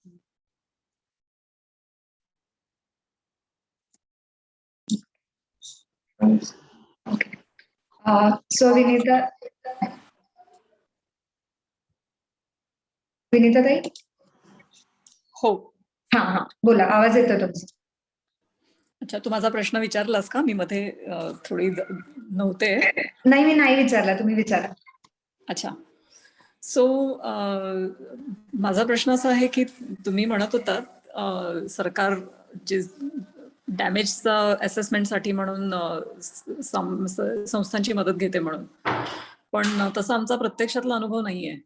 म्हणजे आम्ही जरी असं म्हटलं की सरकारला माहित असतं की तिथे त्या पर्टिक्युलर एरियामध्ये कोण कोण काम करतंय, संस्था कुठल्या काम करतात. इनफॅक्ट आम्ही मैत्री म्हणून तर प्रत्येक वेळेला सरकारला इन्फॉर्म करतो जेव्हा अशा डिझास्टरमध्ये जात असतो की आम्ही तिथे काम करतो आहोत म्हणून. बऱ्याचदा सरकार असंही डेटा कलेक्ट करते की कुठल्या कुठल्या एनजीओज आहेत आणि ते काय पद्धतीचं काम करणार आहेत असा डेटाबेस पण सरकार बनवतं. पण जेव्हा प्रत्यक्षात कोऑर्डिनेशननी काम करायचं असतं तेव्हा ते होत नाही. आणि विशेष करून क्लेम असेसमेंटच्या वेळेला, कारण आम्ही बऱ्याचदा त्या ठिकाणी थांबतो तेव्हा लोकांशी बोलत असतो आणि हे डॅमेज असेसमेंट करत असतो. तर हे क्लेम्स काही संस्थांच्या बरोबर करतात असा आमचा अनुभव नाहीये. बऱ्याचदा सरकार मी सांगली थोडी कोल्हापूर मधला क्लॅरिफिकेशन देते की मी हेच म्हणले की हे होत नाही, म्हणजे मी असं नाही म्हणले होतं. इनफॅक्ट हे झालं पाहिजे. डॅमेज असेसमेंटसाठी त्यांची मदत घेतली गेली पाहिजे, जी घेतली जात नाही, असाच माझा पॉइंट होता. सो काय करायला पाहिजे, संस्थांनी काय करायला पाहिजे, हे असं अशा पद्धतीचं कोऑर्डिनेशन होऊ शकेल यासाठी?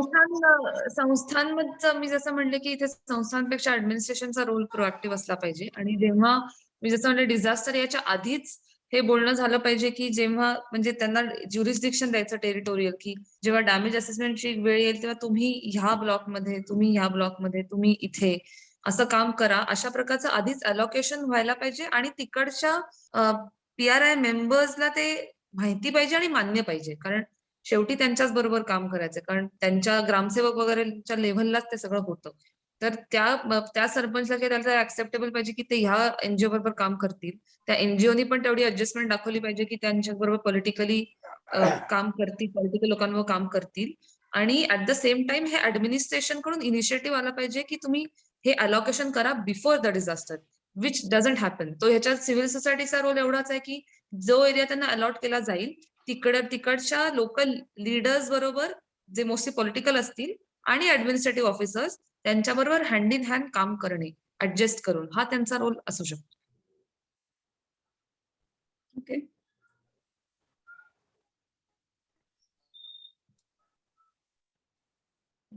अजून कोणाला काही प्रश्न? मी बोलू का? हा बोला, बोला प्रमोद. हा, मी प्रमोद जिंदाडे बोलतो. हॅलो.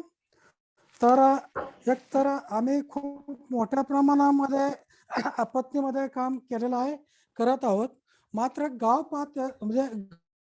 गाव पातळीवरचे जे आपत्ती व्यवस्थापन समिती आहे, तर त्यांचा रोल काय असायला पाहिजे आणि त्यांची क्षमता बांधणी करण्यासाठी एनजीओचा काय रोल असायला पाहिजे. कारण गव्हर्नमेंट काय त्यांची क्षमता बांधणी करत नाही, म्हणून एनजीओनी त्याच्यासाठी काय केलं पाहिजे. मला ही संस्था माहिती नाही समजलं सर. का?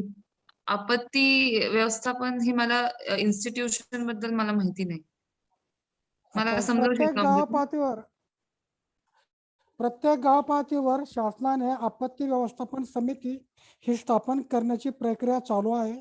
मात्र त्यांची क्षमता बांधणी त्या न झाल्यामुळे समितीमध्ये कोण त्यांचा असतं? पाहिजे तेवढा सहभाग. हॅलो. त्या समितीमध्ये कोण असतं? सरपंच, पोलीस पाटील, गावातले काही एनजीओची लोक असतात आणि इतर महिला मंडळ किंवा एज्युकेशन, हेल्थ, नर्स वगैरे असतात. आणि हे केंद्राच्या जे आपत्ती व्यवस्थापन समितीच्या कायद्यामध्ये प्रत्येक गावामध्ये अशी व्हिलेज लेवलला एक आपत्ती समिती असली पाहिजे. आता आमच्या काय प्रयत्नामुळे काय ठिकठिकाणी काय आम्ही प्रयत्न केल्यामुळे कलेक्टरने किंवा इतर लोकांनी जरा सहभाग नोंदवलेला आहे. मात्र त्यांची क्षमता बांधणी नसल्यामुळं ते कागदपत्रीच आहेत.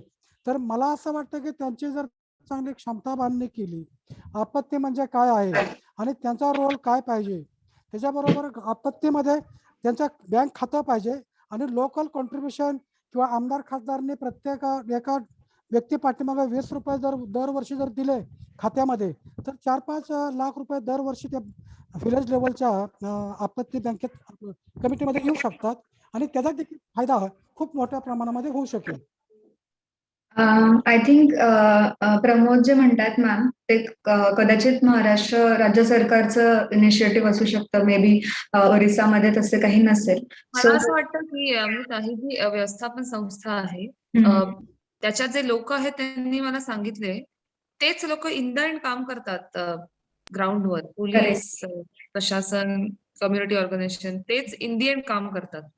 त्यांना एक इन्स्टिट्यूशनल स्ट्रक्चर देणं कायमच चांगलं आहे. पण जेव्हा पैशांचा मॅटर येतो, इट गेट्स पॉलिटिकल. हे मी माझ्या पूर्ण पर्सनल एक्सपिरियन्स की कोणी दिले, मग ते कुठे खर्च झाले, मग ते कुठे खर्च झाले हे ठरवणारा त्या समितीचा चेअरमन समजा सरपंच असेल तर ती ठरवणार ते कुठे खर्च होणार वगैरे. तर I personally will not support money.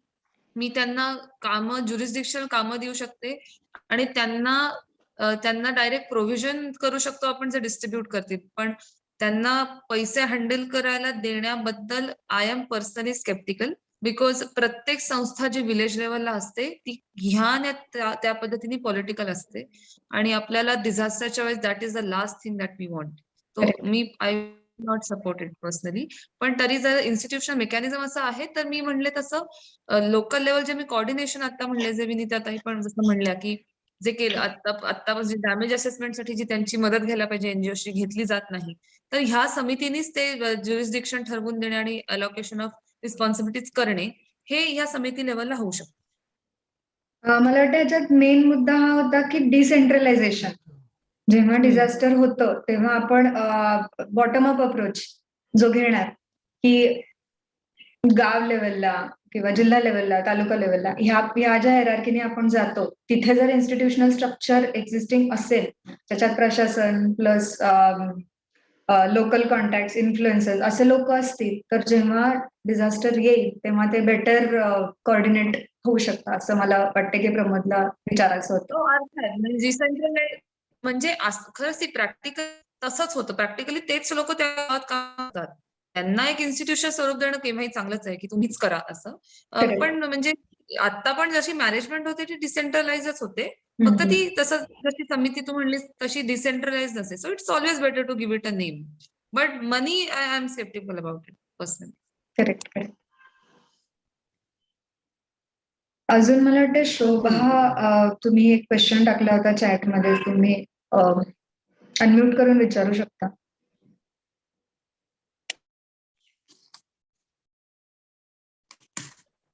Question असं नाही, पण म्हणजे जे आता डिस्कशन झालं ते खूप महत्वाचं होतं. फक्त एक आहे की जसं आम्ही सुद्धा काही काही मुलांबरोबर अशा कानगोष्टी आपण लहानपणी पण खेळलेलो आहोत. कानगोष्टीचा जो खेळ आहे म्हणजे वरपासून खालपर्यंत सिस्टीम जी फॉलो व्हायला पाहिजेत किंवा ज्या गोष्टी यायला पाहिजेत, म्हणजे गव्हर्नमेंटच्या काही फॅसिलिटीज पासून म्हणजे डिझास्टर मॅनेजमेंट मधल्या सुद्धा ज्या गोष्टी आहेत त्या वरपासून इन्फॉर्मल लेवलवरती खालपर्यंत यायला पाहिजेत. तर ह्या स्मूथली करण्यासाठी इन्फॉर्मेशनच खालपर्यंत लोकांपर्यंत पोहोचावं यासाठी काही करता येईल प्रत्येक स्टेजवर. सी मला असं म्हणजे खरं तर मला असं कळतच नाही की कशी काय information sharing cannot be a problem nowadays because of social media. पण म्हणजे मी तुम्हाला ओडिसाचं मॉडेल पूर्ण सांगितलं तर ते असंच आहे की आमच्याकडे district collector is the all in all. तर डिस्ट्रिक्ट कलेक्टरकडे सगळी इन्फॉर्मेशन येते जेवढी यायला पाहिजे आणि ती डिस्ट्रिक्ट कलेक्टर कसं स्प्रेड करेल इट्स ऑल दॅट मॅटर्स. अर्थात महाराष्ट्रात मध्ये थोडा अवेअरनेस जास्ती असल्यामुळे खूप लोकांना खूप इन्फॉर्मेशन माहिती असते किंवा खूप लोकांना वेगळीच इन्फॉर्मेशन पोहोचते. ह्या सगळ्या गोष्टी महाराष्ट्रात होण्याची शक्यता जास्ती असते ओडिसापेक्षा. ओडिसात असं आहे की आम्ही त्यांना सांगू ते जनरली लोक ऐकतात. This does not happen in Maharashtra. पण मला वाटतं की एक म्हणजे डिस्ट्रिक्ट कलेक्टर ही अशी एक इन्स्टिट्यूशन आहे ज्याच्याकडे इन्फॉर्मेशन योग्य आल्यावरती त्या डिस्ट्रिक्ट ऍडमिनिस्ट्रेशन लेवलला प्रोएक्टिव्ह त्याचं डिस्ट्रीब्युशन ऑफ इन्फॉर्मेशन झालं पाहिजे. मग त्याच्यात तुम्ही सिव्हिल सोसायटीची मदत घ्या, सोशल मीडियाची मदत घ्या. जसं मी म्हणले की तुम्ही सिव्हिल सोसायटीची मदत घ्या मीडिया मॅनेजमेंटसाठी, जी कधी घेतली जात नाही. की तुम्ही त्यांनाच सांगा की मीडियाला स्टेटमेंट जे योग्य स्टेटमेंट देण्यासाठी पण तुम्ही एक एनजीओची मीटिंग घ्या. त्यांना सांगा की असं असं आहे. तर जर तुम्हाला बाहेर कोणी मीडियाने विचारलं तर तुम्ही प्लीज हे स्टेटमेंट आमच्यासाठी द्या किंवा तुम्हाला त्याच्यात काही वाटलं तर you can add, but this is the reality. तर ह्या मीडिया स्टेटमेंट देण्यासाठी एनजीओजना इन्क्लूड करणे, त्यांना सोशल एनजीओचा एक ग्रुप बनवून त्यांना रिअल टाइम इन्फॉर्मेशन पाठवणे, जे सगळ्या एनजीओनी त्यांच्या ट्विटर हँडलवर टाकणे. हे सगळं ज्यांच्याकडे इंटरनेट ऍक्सेस आहे त्यांच्यासाठी. ज्यांच्याकडे नाही त्यांच्यासाठी मग मी जसं म्हणले तसं की एकदम सुरुवातीला मी जसं म्हणले तसं की डिस्ट्रिक्ट कलेक्टर टू गाव ह्या इन्फॉर्मेशन शेअरिंगसाठी आम्ही सिव्हिल सोसायटीला खूप आधीपासून वापरत आलेलो आहोत ओडिसात. आणि म्हणजे प्रत्येक सायक्लोन ही तुम्ही म्हणजे पर्सनल एक्सपिरियन्स माझा असा आहे की एका गावात राहणाऱ्या 10 कारण तेवढं स्ट्रॉंग इन्फॉर्मेशन नेटवर्क असतं आणि ती सगळी इन्फॉर्मेशन कलेक्टर ऑफिस बीडीओज मधून त्यांच्या सरपंच मधून जे कम्युनिटी ऑर्गनायझेशन त्यांच्याकडून लोकांपर्यंत जाते. सो इतकी ती इथे स्ट्रॉंग आहे. पण इथे स्ट्रॉंग असण्याचं कारण हे कारण हे खूप वर्ष चालत आलेलं आहे. सो नाऊ एव्हरीबडी नोज, प्रत्येक ओडियाला माहिती असतं की माझ्याकडे सायक्लोन येणार आहे. सगळे तयार असतात आणि मग त्यांना प्रत्येकाला सायक्लोन याच्या आधी माहिती असतं की ते उद्या सकाळी 7 वाजता येणार आहे, त्याचं नाव हे आहे. तर मी याचं पूर्ण क्रेडिट देते इन्फॉर्मेशन, मी पूर्ण क्रेडिट देते डिस्ट्रिक्ट ऍडमिनिस्ट्रेशन आणि कम्युनिटी ऑर्गनायझेशन्सना, की ते एक ऑटोमॅटिकली डिस्ट्रीब्युशन ऑफ इन्फॉर्मेशन इथे होतं. आणि आताच्या सोशल मीडियामध्ये तर मी जसं म्हणलं एनजीओजला इन्व्हॉल्व्ह करून त्यांच्या ट्विटर हँडलवरून डिसेमिनेशन ऑफ इन्फॉर्मेशन करणे, महाराष्ट्रासारख्या जागी जिकडे लोक बघतात, वाचतात आणि त्यांना दुसरं काहीतरी इन्फॉर्मेशन मिळायच्या पेक्षा गव्हर्नमेंट कडूनच इन्फॉर्मेशन आली केव्हाही चांगली. So we can use social media more effectively in Maharashtra. Thank you. तन्मयला प्रश्न आहे. तन्मय. येस, मला एक प्रश्न आहे. तो आम्ही जेव्हा आतापर्यंत वेगवेगळ्या डिझास्टर्स मध्ये काम केलेलं आहे तेव्हा एक कायम अडचण अशी नंतर जाणवते, म्हणजे रेस्क्यू आणि रिलीफ वर्क झाल्यानंतर रिहॅबिलिटेशनच्या फेजमध्ये, की सरकारच्या ज्या योजना असतात वेगवेगळ्या त्याच्या प्रमाणेच लोकांना मदत मिळाली आहे का हे इन्शुअर करायचं असतं, पण त्या योजनांची नेमकी माहिती मिळत नाही. आता परिवर्तनचं काम असतं नॉर्मली, की आम्ही सरकार बरोबर पण काम करतो आणि बऱ्याचदा सरकारशी भांडणाचंही काम करतो, ऍडमिनिस्ट्रेशनशी भांडणाचंही काम करतो. सो मला एका IAS ऑफिसरकडनं हे ऐकायला आवडेल, की भांडणाचा RTIचा वापर न करता आम्ही हे जास्त स्मूथली कशा पद्धतीने करू शकतो, की ज्याच्यात जे खरंच काय म्हणतात त्याला मदत मिळायला योग्य व्यक्ती, पात्र व्यक्ती आहे, त्या व्यक्तीला ती मदत मिळेल. सरकारी मदत असेल, कधी घरांची मदत असते, कधी त्यांचं काही सामान वाहून गेल्याबद्दलची काही मदत सरकार डिक्लेअर करतं किंवा ठरलेली मदत असते. तर ती मिळवून द्यायला आम्हाला काही असा मार्ग आहे का, की ज्याच्यात कमीत कमी फ्रिक्शननी ते करता येईल? कारण तिथे मग डिले होतो फ्रिक्शन झालं की सगळ्याच बाजूनी. ह्याच्यात ना एक ओडिसामध्ये एका जिल्ह्यामध्ये एकदा असं झालं होतं केस, म्हणजे ट्राय केला होता ज्याचा म्हणजे रिस्पॉन्स चांगला होता, की जी काय तर एक असते की डिमांड ड्रिव्हन, की लोकांमध्ये फॉर्म डिस्ट्रीब्युट करायचे, लोकच लिहून देणार की ते ऍप्लिकेशन करणं बेसिकली, की आम्हाला असं असं झालं. मग ते ऍप्लिकेशन आलं, त्याचा आम्ही फॉर्म असेल, त्याचा आम्ही असेसमेंट करून मग एलिजिबिलिटी, मग फिल्टर लावणार की कोणाला खरंच गरज आहे आणि त्यानुसार ती लिस्ट सरकारला पाठवणार आणि मग सरकार पैसे पॅकेजेस रिलीज करणार. ती एक आहे. आणि दुसरी जे सुमोटो, म्हणजे लोकांनी ऍप्लिकेशन द्यायच्या आधी आपणच डॅमेज असेसमेंट सरकारच्या लेव्हलला होणे. तर दोन्ही केसेसमध्ये मला असं वाटतं की म्हणजे जिथे ऍप्लिकेशन येतात, those all applications are generally, ती सगळी ऍप्लिकेशन ऑनलाईन घ्यायची आणि मग त्याच्यानंतर ती सगळ्या लोकांना विजिबल असणार की आता एवढ्या लोकांनी अप्लाय केलंय. आणि मग ते जे ऍप्लिकेशन मध्ये जे त्याची जी फील्ड इन्क्वायरी होईल, त्या फील्ड इन्क्वायरी मध्ये हे एका डिस्ट्रिक्ट मध्ये आम्ही केलं होतं की ती जी फील्ड इन्क्वायरी होईल, त्या फील्ड इन्क्वायरी मध्ये तो RI आमच्याकडे रेव्हेन्यू इन्स्पेक्टर, ग्रामसेवक हे लोक सगळे असणार आणि मग त्या ठिकाणच्या PRI मेंबरनी त्याच्यावर साईन करायची की आमच्याकडे इन्क्वायरी झाली आणि बेनिफिशरीजनी पण साईन करायची की हो, ही माझ्या इथली फील्ड इन्क्वायरी झाली. Then you upload the inquiry report also, आणि if not inquiry report, at least जिथे अप्लिकेशन तिथे ऍक्सेप्टेड ऑर रिजेक्टेड किंवा किती असेसमेंट त्यांना मिळणार, हे इन्फॉर्मेशन पण त्याच वेबसाईटवर उपलब्ध करून देणे आणि त्यानंतर ती लोकांना दिसणे. म्हणजे जसं RTIचं सेक्शन 4 आहे की ह्याचा तू जे म्हणला त्याचा बेस्ट वे असा आहे की किती लोकांनी अप्लाय केलंय आणि किती लोक एलिजिबल, इन्क्वायरी नंतर प्रशासनाने किती लोकांना एलिजिबल ठरवलंय, ही इन्फॉर्मेशन लोकांना आधीच देणं before the need of RTI arises. This is the best thing to do. हे एका छोट्या लेवलला झालं होतं बालासोर मध्ये, जेव्हा जेव्हा आता सायक्लोन आलं होतं आणि ते जास्ती हिट झालं नव्हतं, तेव्हा हे करायला वेळ मिळाला होता. पण जेव्हा खूप मोठं डिझास्टर, जेव्हा खूप एक्सटेंट ऑफ डॅमेज खूप असतं, तेव्हा हे करता येईल का मला माहित नाही. पण I think this is a very good, in fact we will also like it. म्हणजे आमच्याकडे ऍज अन IAS ऑफिसर जसं तू म्हणलास की प्रत्येक डिझास्टर नंतर 2 महिने फक्त ऍप्लिकेशन येत असं की मला नाही झालं, मला नाही मिळालं, त्याला का मिळालं, मला नाही झालं, तिचं घर एवढंच तुटलं. तर हे सगळं त्याच्यानंतर 2-3 महिने चालू असतं. तर मग तेच पूर्ण ट्रान्सपरन्सली का नाही करायचं? म्हणजे इन्क्वायरी, फील्ड इन्क्वायरी जेव्हा होत असते तेव्हा त्या बेनिफिशियरीची साईन का नाही घ्यायची, की हा माझ्याकडे फील्ड इन्क्वायरी झाली. ह्यानी 2 गोष्टी होतात, की ह्याने ते बोगस बेनिफिशियरी नंतर येऊन म्हणू शकत नाहीत, की आमच्या घरी इन्क्वायरीच नाही झाली. आणि तो जो माणूस आहे ज्याला मी इन्क्वायरीची जबाबदारी दिली तोही खरं तर तिकडे जाऊन येणार. कारण काय त्याला तिकडे जाऊन साईन घ्यावी लागणार आहे बेनिफिशियरीची. सो असं काहीतरी एक मेकॅनिझम का नाही डेव्हलप करायचं? असं मला पर्सनली वाटतं, की आणि मी एकदम वेगळं एक्झाम्पल देते इथे तन्मय, जे की प्रोक्युरमेंट आता आमच्याकडे चालते, राईस प्रोक्युरमेंट इथे माझ्या जिल्ह्यात मॅक्सिमम चालते. तिथे आता आम्ही ही गोष्ट वापरतोय, विच इज वर्किंग व्हेरी वेल, की कोणाकडून किती राईस घ्यायचा, तर लोक बोगस देतात. म्हणजे लोक म्हणतात माझ्याकडे 100 क्विंटल राईस मी करणार आहे आणि मग कुठून तरी छत्तीसगडवरून ब्लॅक राईस इकडच्या MSP वर माझ्या जिल्ह्यातून विकणार. अशा गोष्टी इथे होतात ओडिसात. तर ह्यामुळे आजकाल आम्ही ही सिस्टीम केली, की लोकांनी ऍप्लिकेशन ऑनलाईन केली. ऍप्लिकेशन तर फील्ड इन्क्वायरीला जे लोक गेले ते त्या माणसाची सिग्नेचर घेऊन आले, की बघा माझ्याकडे नाहीच आहे 100 क्विंटलचं शेत. मग तिथे त्यांनी सही केली, की हो माझं ऍप्लिकेशन रिजेक्ट. आणि ते आम्ही अपलोड करून टाकलं. म्हणजे उद्याहून तो मला म्हणणार नाही, की माझा राईस घेतलाच नाही. आम्ही म्हणू तू साईन केली, माझ्याकडे राईसच नाही. आणि मग ह्यानंतर मग ते आम्हाला येऊन म्हणणार नाही, की बघा तुम्ही कसं एका शेतकऱ्याचा राईस घेतला नाही. किंवा मग जो ऍक्च्युअल नीडेड आहे, ज्याचं त्या 100 क्विंटलमुळे त्याचं नाव एक्सक्लूड झालं असतं, त्याला ते मिळालं. तर द बेस्ट वे मला वाटतं, की ह्याच्यात भांडणाचा कमी वेळ हा ऍडमिनिस्ट्रेशन कडून असायला पाहिजे, की तुम्ही इन्क्वायरीची प्रोसेसच इतकी ट्रान्सपरंट करा आणि ती लोकांना आधीच उपलब्ध करून द्या. So this is the best way.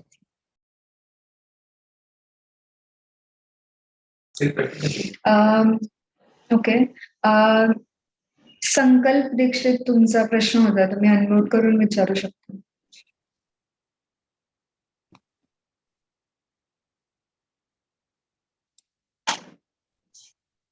I think संकल्प नाहीयेत. सईचे प्रश्न होते. सई.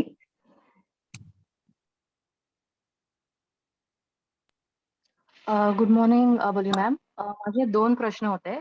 एक होतं की तुम्ही जसं म्हणाला की ओडिशामध्ये आता भरपूर लोकांना माहिती आहे की सायक्लोन येणारच आहे.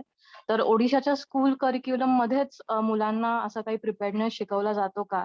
आणि शाळेच्या लेव्हलवरच किंवा कॉलेज लेव्हलवर हे शिकवलं तर काही फरक पडू शकतो का असं तुम्हाला वाटतं का? आणि दुसरा प्रश्न होता पुनर्वसनाबाबत.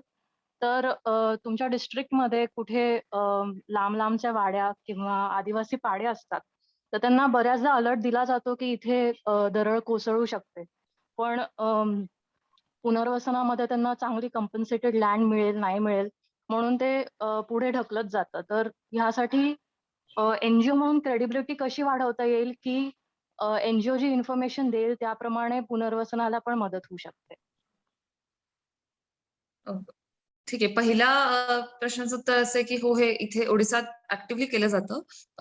जे 2001च्या सायक्लोन नंतर जेव्हा OSDM स्थापन झाली, तेव्हापासून आमच्याकडे रेग्युलर ड्रिल्स होतात. कॉलेजमध्ये तर होतातच, की डिझास्टर आमची ODRAF जी आहे, ओडिशा डिझास्टर रिलीफ फोर्स, ते प्लस NCC यांच्याकडून कॉलेजमध्ये रेग्युलर डेमॉन्स्ट्रेशन असतात अबाउट रेस्क्यू.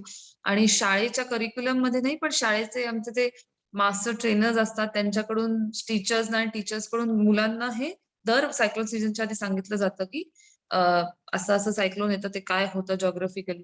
तर ही इन्फॉर्मेशन एज्युकेशन लेवलला ऑलरेडी विद्यार्थ्यांकडे कन्वे केली जाते. बऱ्याच मोठ्या प्रमाणात केली जाते ओडिसात. आणि सेकंड जे तू म्हणलीस, की पुनर्वसनाचं मला कळलं नाही, की त्यांना लँड कॉम्पेन्सेशन देण्यासाठी NGOचा काय रोल, असा प्रश्न होता तुझा? नाही, जसं आता आम्ही काही पोलादपूर वगैरे ठिकाणी पाहिलं, की त्या गावांना ऑलरेडी अलर्ट्स दिले होते खूप वर्षांआधी, की इथे ओके. दरड कोसळू शकते.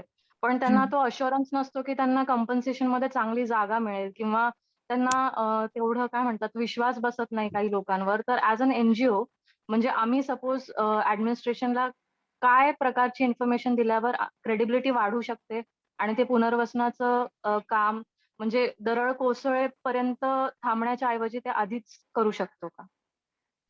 हो, इनफॅक्ट इथे खूप मदत होऊ मी तुला एक एक्झाम्पल देते, नॉट डिझास्टरचं, पण मी एक मयूरभंजमध्ये जेव्हा पोस्टेड होते, तेव्हा पूर्ण ट्रायबल डिस्ट्रिक्ट आहे आणि तिथे एक सिमळीपाल नावाचं जंगल आहे. खूप मोठं दाट जंगल आहे. तर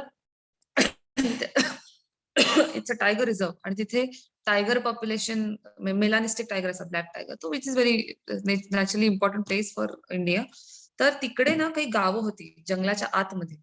आणि ती जंगलाच्या आतमध्ये त्यांनी ग्रासलँड मध्ये शेतीवरती केल्यामुळे तिकडे टायगर पॉप्युलेशन कमी. टायगर पॉप्युलेशन का कमी व्हायची? कारण मग ग्रासलँड नाही, मग हरिण येणार नाहीत, मग हरिण नाही तर त्यांना टायगर खाणार नाहीत, मग शिकार नाही. सो अशी ती एक सिस्टम थोडीशी दॅट फूड चेन ज्याला म्हणतो was damage because of human intervention in the jungles. तर तेव्हा असं झालं होतं की एका पॉइंटला 4च टायगर्स रेकॉर्डेड होते आणि खूप म्हणजे तो पॉप्युलेशन एक्सटिंक्ट होण्याच्या मार्गावर होता मेलानिस्टिक टायगर. त्या मयूरभंजनी एक रिलोकेशनचं प्रोजेक्ट घेतलं होतं की ह्या सगळ्या गावांना जंगलाच्या बाहेर बफर एरिया किंवा बफर एरियाच्या बाहेर गावामध्ये रिलोकेट करून त्यांचा कॅम्प बनवून त्यांना तिकडे शेती जमीन उपलब्ध करून द्यायच्या. आणि जसं तू म्हणलीस की हा जेव्हा सुरू झाला, म्हणजे जेव्हा 10 वर्षापूर्वी असं वाटलं की 10 वर्षांनी टायगर्स नष्ट होतील त्या जंगलात, तेव्हापासून हे जेव्हा सुरू झालं तेव्हा ऑफकोर्स लोक म्हणले आम्हाला मिळणार याची गॅरंटी नाही, आम्ही कसं काय, आणि मग आम्हाला रिटर्न पाहिजे वगैरे वेगवेगळ्या पद्धतीचे. तर ह्यामध्ये एक massive efforts local NGOs plus politicians याच्यात मॅक्सिमम आणि ऍडमिनिस्ट्रेशन ह्यांच्याकडून आणि फॉरेस्ट डिपार्टमेंट ऑफकोर्स ह्यांच्याकडून रेग्युलर मीटिंग तिथे व्हायच्या. मग त्यांना हवे त्या दिवशी त्यांना एक 10-12 जागा दाखवणे, मग त्यांना तिकडे घेऊन जाणे, मग तिकडचे जे सिव्हिल सोसायटी एनजीओज होते त्यांनी आम्हाला ते काय त्या गावातले लोक काय काय बिझनेस किंवा काय काय अलाइड ऍक्टिव्हिटीज करायला इंटरेस्टेड आहेत ह्याची एक लिस्टिंग करून दिली. मग आम्ही त्यांना ते म्हणजे काही लोकांना सिविंग मशीन, मग काही लोकांना पॉटरीसाठी, काही लोकांना मेसन ट्रेनिंग, या पद्धतीचे जे त्यांना सिव्हिल सोसायटीनी आणि पॉलिटिशियन्स त्यांना मोबिलाइज केलं. मग त्यानुसार आम्ही त्यांना ते ट्रेनिंग दिलं, त्यानुसार त्यांना बँक फंडिंग उपलब्ध करून दिलं आणि अशा प्रकारे जवळजवळ 10 ते 12 गावं पूर्ण त्या जंगलातून बाहेर शिफ्ट केली गेली. ह्या सगळं करायला 5 ते 6 वर्ष लागली. But this was not possible without the intervention of both civil society organisations, forest department, administration and politician. So हा एकदम जॉईंट एफर्ट होता आणि त्यामुळे आता सिमलीपाल मध्ये टायगर पॉप्युलेशन हे स्लोली स्टार्टेड इन्क्रीजिंग. तर जसं तू म्हणलीस तसं की इथे क्रेडिबल इन्फॉर्मेशन पेक्षा एक म्हणजे जॉईंट एफर्ट की त्या लोकांना त्यांच्या भाषेत समजवणे किंवा मग त्या लोकांना म्हणजे त्या लोकांना असं जाणवून देणे की त्यांना कायम अशी धारणा असते की हे प्रशासन किंवा फॉरेस्ट हे कायम त्या साईडचे आहेत, आमच्या साईडचे नाही. मग त्यांना कोणते त्यांच्या साईडचं म्हणून सांगणे की बघा तुझा हा प्रॉब्लेम आहे, मला माहितीये, आपण हा सॉल्व्ह करू, किंवा आपण प्रशासनाला किंवा त्यांना असं थोडंसं डिप्लोमॅटिकली हँडल करणे की हो आपल्यावर इतके वर्ष अन्याय होतच आलेला आहे. मग म्हणजे हे तिकडे केलं होतं म्हणून पर्सनल एक्सपिरियन्स वरून सांगते की जे एनजीओ होते त्यांनी या पद्धतीचं काम केलं की ते त्यांच्या साईडचे झाले, त्यांचे स्पोक्स पर्सन. आणि मग त्यांनी आम्हाला सांगितलं की त्यांना काउन्सिल की आदिवासी म्हणून तुम्ही इतके वर्ष आपला अन्याय झालाय, म्हणून आता आपण स्वतःच्या राईटसाठी भांडलं पाहिजे. म्हणून तू आता तुला बँक फंडिंग उपलब्ध करून देण्यासाठी आपण कलेक्टरला सांगू, मग तुला ह्या गोष्टीमध्ये ट्रेनिंग मिळाल्यावर your income will increase, your children will have better education. तर हे एक त्यांच्या साईडचे म्हणून ते आमच्याशी बार्गेन करायचे तेव्हा, which was a very good understanding. आणि अशा पद्धतीने वी कुड सेव्ह सिमलीपाल. तर ह्या पद्धतीचा डिझास्टर मॅनेजमेंट आपण करू शकतो की एक एनजीओनी त्यांनाच कॉन्फिडन्स मध्ये घेऊन त्यांची साईड आम्हाला सांगणे आणि एक मीडिएटर म्हणून आमच्याबरोबर काम करणे, हे नक्कीच केलं जाऊ शकतं. आय थिंक हे एक क्लासिक एक्झाम्पल होऊ शकतं जिथं रिहॅबिलिटेशनच्या फेजमध्ये जिथे सिव्हिल सोसायटी ऑर्गनायझेशन आणि ही acting as a mediator between government and local people. कारण इथे त्यांचा कॉन्फिडन्स जिंकणं हे सगळ्यात जास्त महत्वाचं आहे आणि एक काय म्हणतात इनहेरंट ट्रस्ट प्रशासनावरचा आणि त्याच्यावरनं दिसून येतो. आणि अजून एक मी गोष्ट सांगू इच्छिते इथे की हे जे सगळं रिलोकेशन फ्रॉम सिमलीपाल प्रोजेक्ट होतं, एनजीओ वर लेड बाय विमेन. कारण आणि तिकडच्या गावातल्या पण सगळ्या लिडर्स फिमेल होत्या. म्हणजे जेव्हा घर शिफ्ट करायची वेळ येते तेव्हा women get more say in our nation, की म्हणजे मग ती ठरवणार, मग सगळ्या बायका घेऊन जाऊन जागा बघून याच्या कुठे त्यांना जागा मिळणार आहे. आणि हे सगळं तर त्या NGO was somehow driven by women. आणि कारण local leaders were also women. त्या गावच्या ज्या अपोज करणारी मंडळी होती वर विमेन पॉप्युलेशन. तर त्यामुळे it was a very good experience for us. म्हणजे जेंडर सेन्सिटाईज, मला वाटतं की ट्रायबल विमेन मध्ये तो एक असतो कॉन्फिडन्स आणि त्यांची बऱ्यापैकी इगॅलिटेरियन सोसायटी आहे, तर ते पण आम्हाला तिकडे बघायला मिळालं होतं. So it was a very good experience. आणि प्लस इथे रिहॅबिलिटेशन तर झालंच, प्लस माणूस आणि प्राणी कसं कोएक्झिस्ट पण करू शकतं, ह्याचं पण एक चांगलं उदाहरण आहे मला असं वाटतं हे. एक संकल्प यांचा प्रश्न असा होता मॅम की 2019 मध्ये कोल्हापूर मध्ये जे फ्लड झाले त्याच्यात मॅनमेड एलिमेंट आहे का असं तुम्हाला वाटतं का? आणि what suggestions can you give for disaster management in Maharashtra? माझं नाही त्याच्यात एवढी competency, so comment Maharashtra. But हा, बऱ्याच जेव्हा शहरातल्या फ्लॅश फ्लड असतात तेव्हा त्याच्यात बराच मॅनमेड एलिमेंट असतो. Correct. बिकॉज छोट्या छोट्या गोष्टी की तुमच्या एम्बँकमेंटचं काम पूर्ण न होणे, तुमची ड्रेनेज बेसिकली नसणे, मग तुम्ही ब्रॉड फ्लड प्रूफ स्ट्रक्चर्स न बनवणे किंवा फ्लड प्रूफ स्ट्रक्चर बनली तर त्यांच्या अगेन्स्ट ऍक्शन घेणे त्या लोकांच्या अगेन्स्ट, हे बेसिक प्रशासनाचं काम आहे. आणि हे मला नाही वाटत कोणीही कुठल्याच सिटीनी पूर्ण अंशी केलेलं आहे इंडियामध्ये. तर कुठलीच इंडियातली सिटी फ्लड रेझिस्टंट नाहीये. त्यामुळे नदीचं पाणी रस्त्यावर येऊन चोक होणे हे अगदीच मी याला पूर्णपणे प्रशासनाचं फेल्युअर पण नाही म्हणणार. कारण काय, मी माझ्या पहिल्या पोस्टिंग मध्ये असं झालं होतं की माझ्या टाउन मध्ये पूर्ण फ्लड, सगळं रस्त्यावर वगैरे पाणी, आणि ड्रेन वगैरे सगळी क्लीन होती, पण ड्रेन वरतीच मग लोकांनी घरं बनवणे, मग त्यांना एन्क्रोच एविक केला, परत दुसरा सीझन लावून घरं, अशा पद्धतीची पण गोष्ट होतात. सो येस, सिटीज मध्ये येणारा फ्लड बऱ्याच अंशी तो मॅनमेड असतो. आणि कोल्हापूरचा पण होता मला वाटतं 2019चा, कारण हीच त्याची रिझन होती की infrastructurally we were not flood resistant. आणि दुसरं about Maharashtra preparedness, I will not comment. Okay, बोली मॅम, आपण अजून 2 प्रश्न घेऊयात आणि मग थांबूयात. सर, अनिकेत, तुझा प्रश्न होता. अनिकेत राठी, तू अनम्यूट करून विचारू शकतो. ऍक्च्युली गुड मॉर्निंग अबोली मॅम. माझा प्रश्न असा होता की टेक्नॉलॉजीचा रोल किती असतो याच्यामध्ये? टेक्नॉलॉजी आता आपण एवढे ऍडव्हान्स लेवलला गेलोय, डिझास्टरचे आधीच आपल्याला अलर्ट येणे किंवा या गोष्टी, आणि त्या रिगार्डिंग जर आपल्याला व्यवस्थित जर टाइमला कळलं तर या बऱ्यापैकी गोष्टी आपण अवॉइड करू शकतो. त्यामुळे डिझास्टर मॅनेजमेंट मध्ये टेक्नॉलॉजीचा रोल किती आहे, काय वाटतं तुम्हाला याच्याबद्दल? खूप ट्रिमेंडस रोल. म्हणजे प्रिव्हेन्शन, इन्फॉर्मेशन शेअरिंग तर पूर्ण टेक्नॉलॉजी बेस्ड आहे. की त्याचा सॅटेलाइट इमेज पाठवणे, ती रिअल टाइम शेअर करणे, आणि मग ती वेगवेगळ्या एजन्सीज कडून घेऊन त्याचा एक अनालिसिस करून पाठवणे, तो अनालिसिस पण इलेक्ट्रॉनिकली होणे. तो म्हणजे information sharing is completely technology based. WhatsApp म्हणजे त्या गावात राहणाऱ्या माणसाच्या व्हॉट्सअपवर जाणे की असं इतक्या वेळा सायक्लोन येणार आहे आणि मग तुम्ही आता तिकडनं जाणं गरजेचं आहे. म्हणजे आणि किंवा जे आपले फिशरमॅन असतात त्यांच्यापर्यंतही त्यांच्या मोबाईलवर इन्फॉर्मेशन जाणे, हे सगळं जे आज ओडिसात होतं किंवा बऱ्याच ठिकाणी होतं, it is all because of technology. आणि अजून पण टेक्नॉलॉजी असे म्हणले की एक टेक्नॉलॉजी आपण सिव्हिल कन्स्ट्रक्शन मध्ये जी बऱ्याच अंशी इग्नोर करतो, जी आजकाल इथे ओडिसामध्ये त्याच्यावर काम होतंय, की जी फ्लड शेल्टर्स असतात किंवा जे सायक्लोन प्रोन एरियाज आहेत तिकडची construction they should be flood resistant. मग तिथे आता माझं इंजिनिअरिंगचं नॉलेज शून्य आहे किंवा टेक्निकल पूर्णच एकदम शून्य आहे, पण त्याच्यावरची ट्रेनिंग इथे होतात की लोकल जे जेई वगैरे असतात त्यांना ट्रेनिंग देणे की फ्लड रेजिस्टंट कन्स्ट्रक्शन. मग ती टेक्नॉलॉजी आता लोक आले होते बँगलोर वरून त्यांना ट्रेन करायला about flood resistant civil construction. ह्या सगळ्या गोष्टींमध्ये पण टेक्नॉलॉजीचा खूप रोल असतो. आणि आता डिझास्टर म्हणजे जी डिझास्टर प्रेडिक्ट केली जाऊ शकतात की फ्लड, सायक्लोन, ती पण prediction, it is uncertain but it can be predicted let's say at least 1 to 2 days before. किंवा हीट वेव्ह, या सगळ्या ठिकाणी तर तुम्ही इन्फॉर्मेशन टेक्नॉलॉजी वापरताच, पण जी अशी डिझास्टर्स पण असतात की लँडस्लाइड किंवा आता जे तिकडे झालं ग्लेशियर ब्रेक, हे सगळे पण जिथे असतात तिथे तुम्ही टेक्नॉलॉजी वापरू शकता टू प्रिव्हेंट इट. म्हणजे लँडस्लाइड न होण्यासाठी what technology you can use. So civil म्हणजे तिकडेच you use technology to prevent certain disaster before they happen. That can also be done. So I think technology शिवाय disaster management is impossible. या रिलेटेडच एक शेवटचा प्रश्न घेऊयात आपण. प्रणव, तुला प्रश्न होता, तू विचारतोस?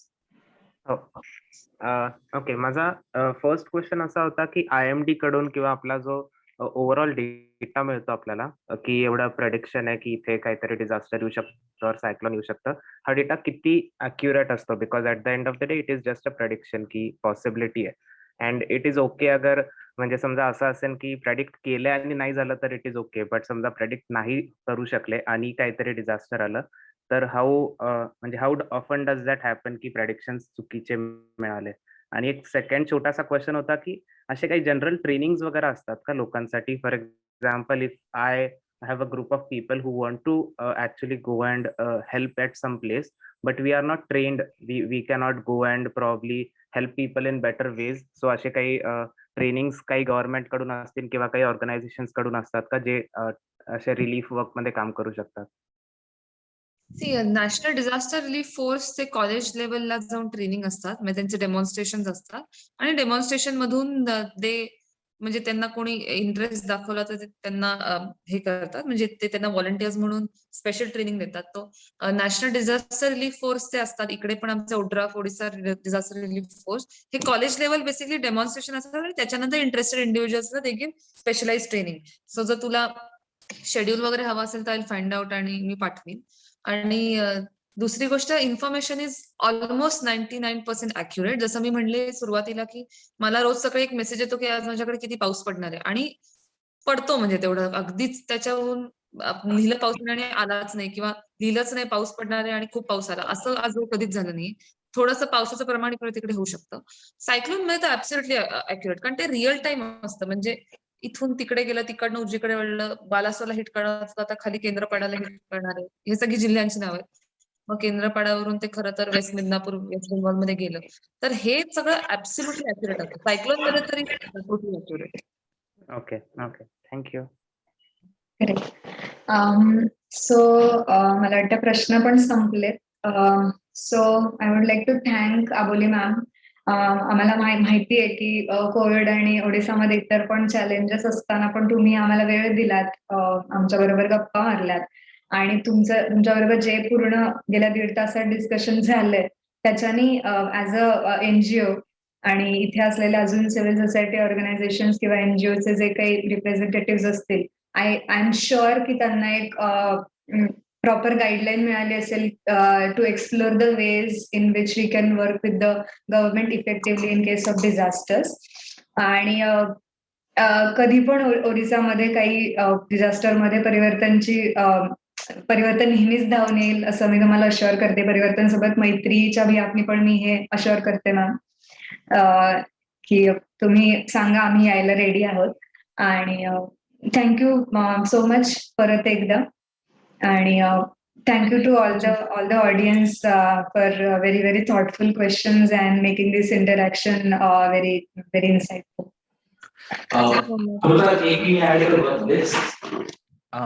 Before we conclude, I think मला हे मेन्शन करायचं आहे की आत्ता आपलं काम कोकणामध्ये चालू आहे आणि त्याच्यासाठी आता एक टीम ऑलरेडी कोकणामध्ये आहे. आज सकाळी दुसरी टीम गेली आहे, कदाचित उद्या एक टीम आपली परत निघणार आहे. सो कोकणातलं फ्लड रिलीफचं काम आहे ते चालू आहे. सो इथे जे आता पार्टिसिपेट झालेत आजच्या इव्हेंटमध्ये त्या सगळ्यांना मला अपील करायचं आहे की तुमच्या ओळखीत जर कोणी जाऊ इच्छित असाल तिकडे तर आपल्याला व्हॉलंटियर्स हवेच आहेत पुढच्या काही दिवसांमध्ये, कारण तिथे भरपूर काम आहे आणि त्यामध्ये कॉन्ट्रीब्युट करणार हवेत. बॅकएंडला काम करणार असाल किंवा प्रत्यक्ष जाणार असाल तर फारच उत्तम, पण तुमची नावं नक्की आम्हाला कळवा आणि आपण या नवीन टीम्स फॉर्म करून सातत्याने तिथे व्हॉलंटियर्स आपल्याला पाठवायला लागणार. सो न विसरता आम्हाला कॉन्टॅक्ट करा जर तुम्हाला जायचं असेल तर. तेवढं एक मला फक्त अपील करायचं होतं आजचा इव्हेंट संपण्यापूर्वी. परत एकदा अमृता, सॉरी मी मध्ये इंटरप्ट केलं, पण येस, नाही थँक्यू. ऍक्च्युली तन्मय, माझ्या डोक्यातून हा पॉइंट मिस झालेला. सो आपलं बरंच काम मैत्रीसोबत चिपळूणमध्ये चालू आहे. सतत टीम्स तिकडे जात आहेत, तिकडची रिक्वायरमेंट आयडेंटिफाय करून आपण त्याप्रमाणे मदत तिकडे पोहोचवत आहोत. सो आज इथे जे लोक आहेत ज्यांना वेळ आहे बॅकएंडचं काम किंवा प्रत्यक्ष फील्डवर जाऊन काम करणं, त्यांनी जरूर कॉन्टॅक्ट करा. परिवर्तनच्या इंस्टाग्राम पेज, फेसबुक पेज, मला पर्सनली कॉन्टॅक्ट केला, तन्मय, कुणालाही मैत्रीला कॉन्टॅक्ट केला तरी पण चालणार आहे. We need people to go there, they need us. So let's work together and find a way ahead. So thank you Aboli ma'am. Thank you all for joining. मी कार्यक्रम संपला असं घोषित करते.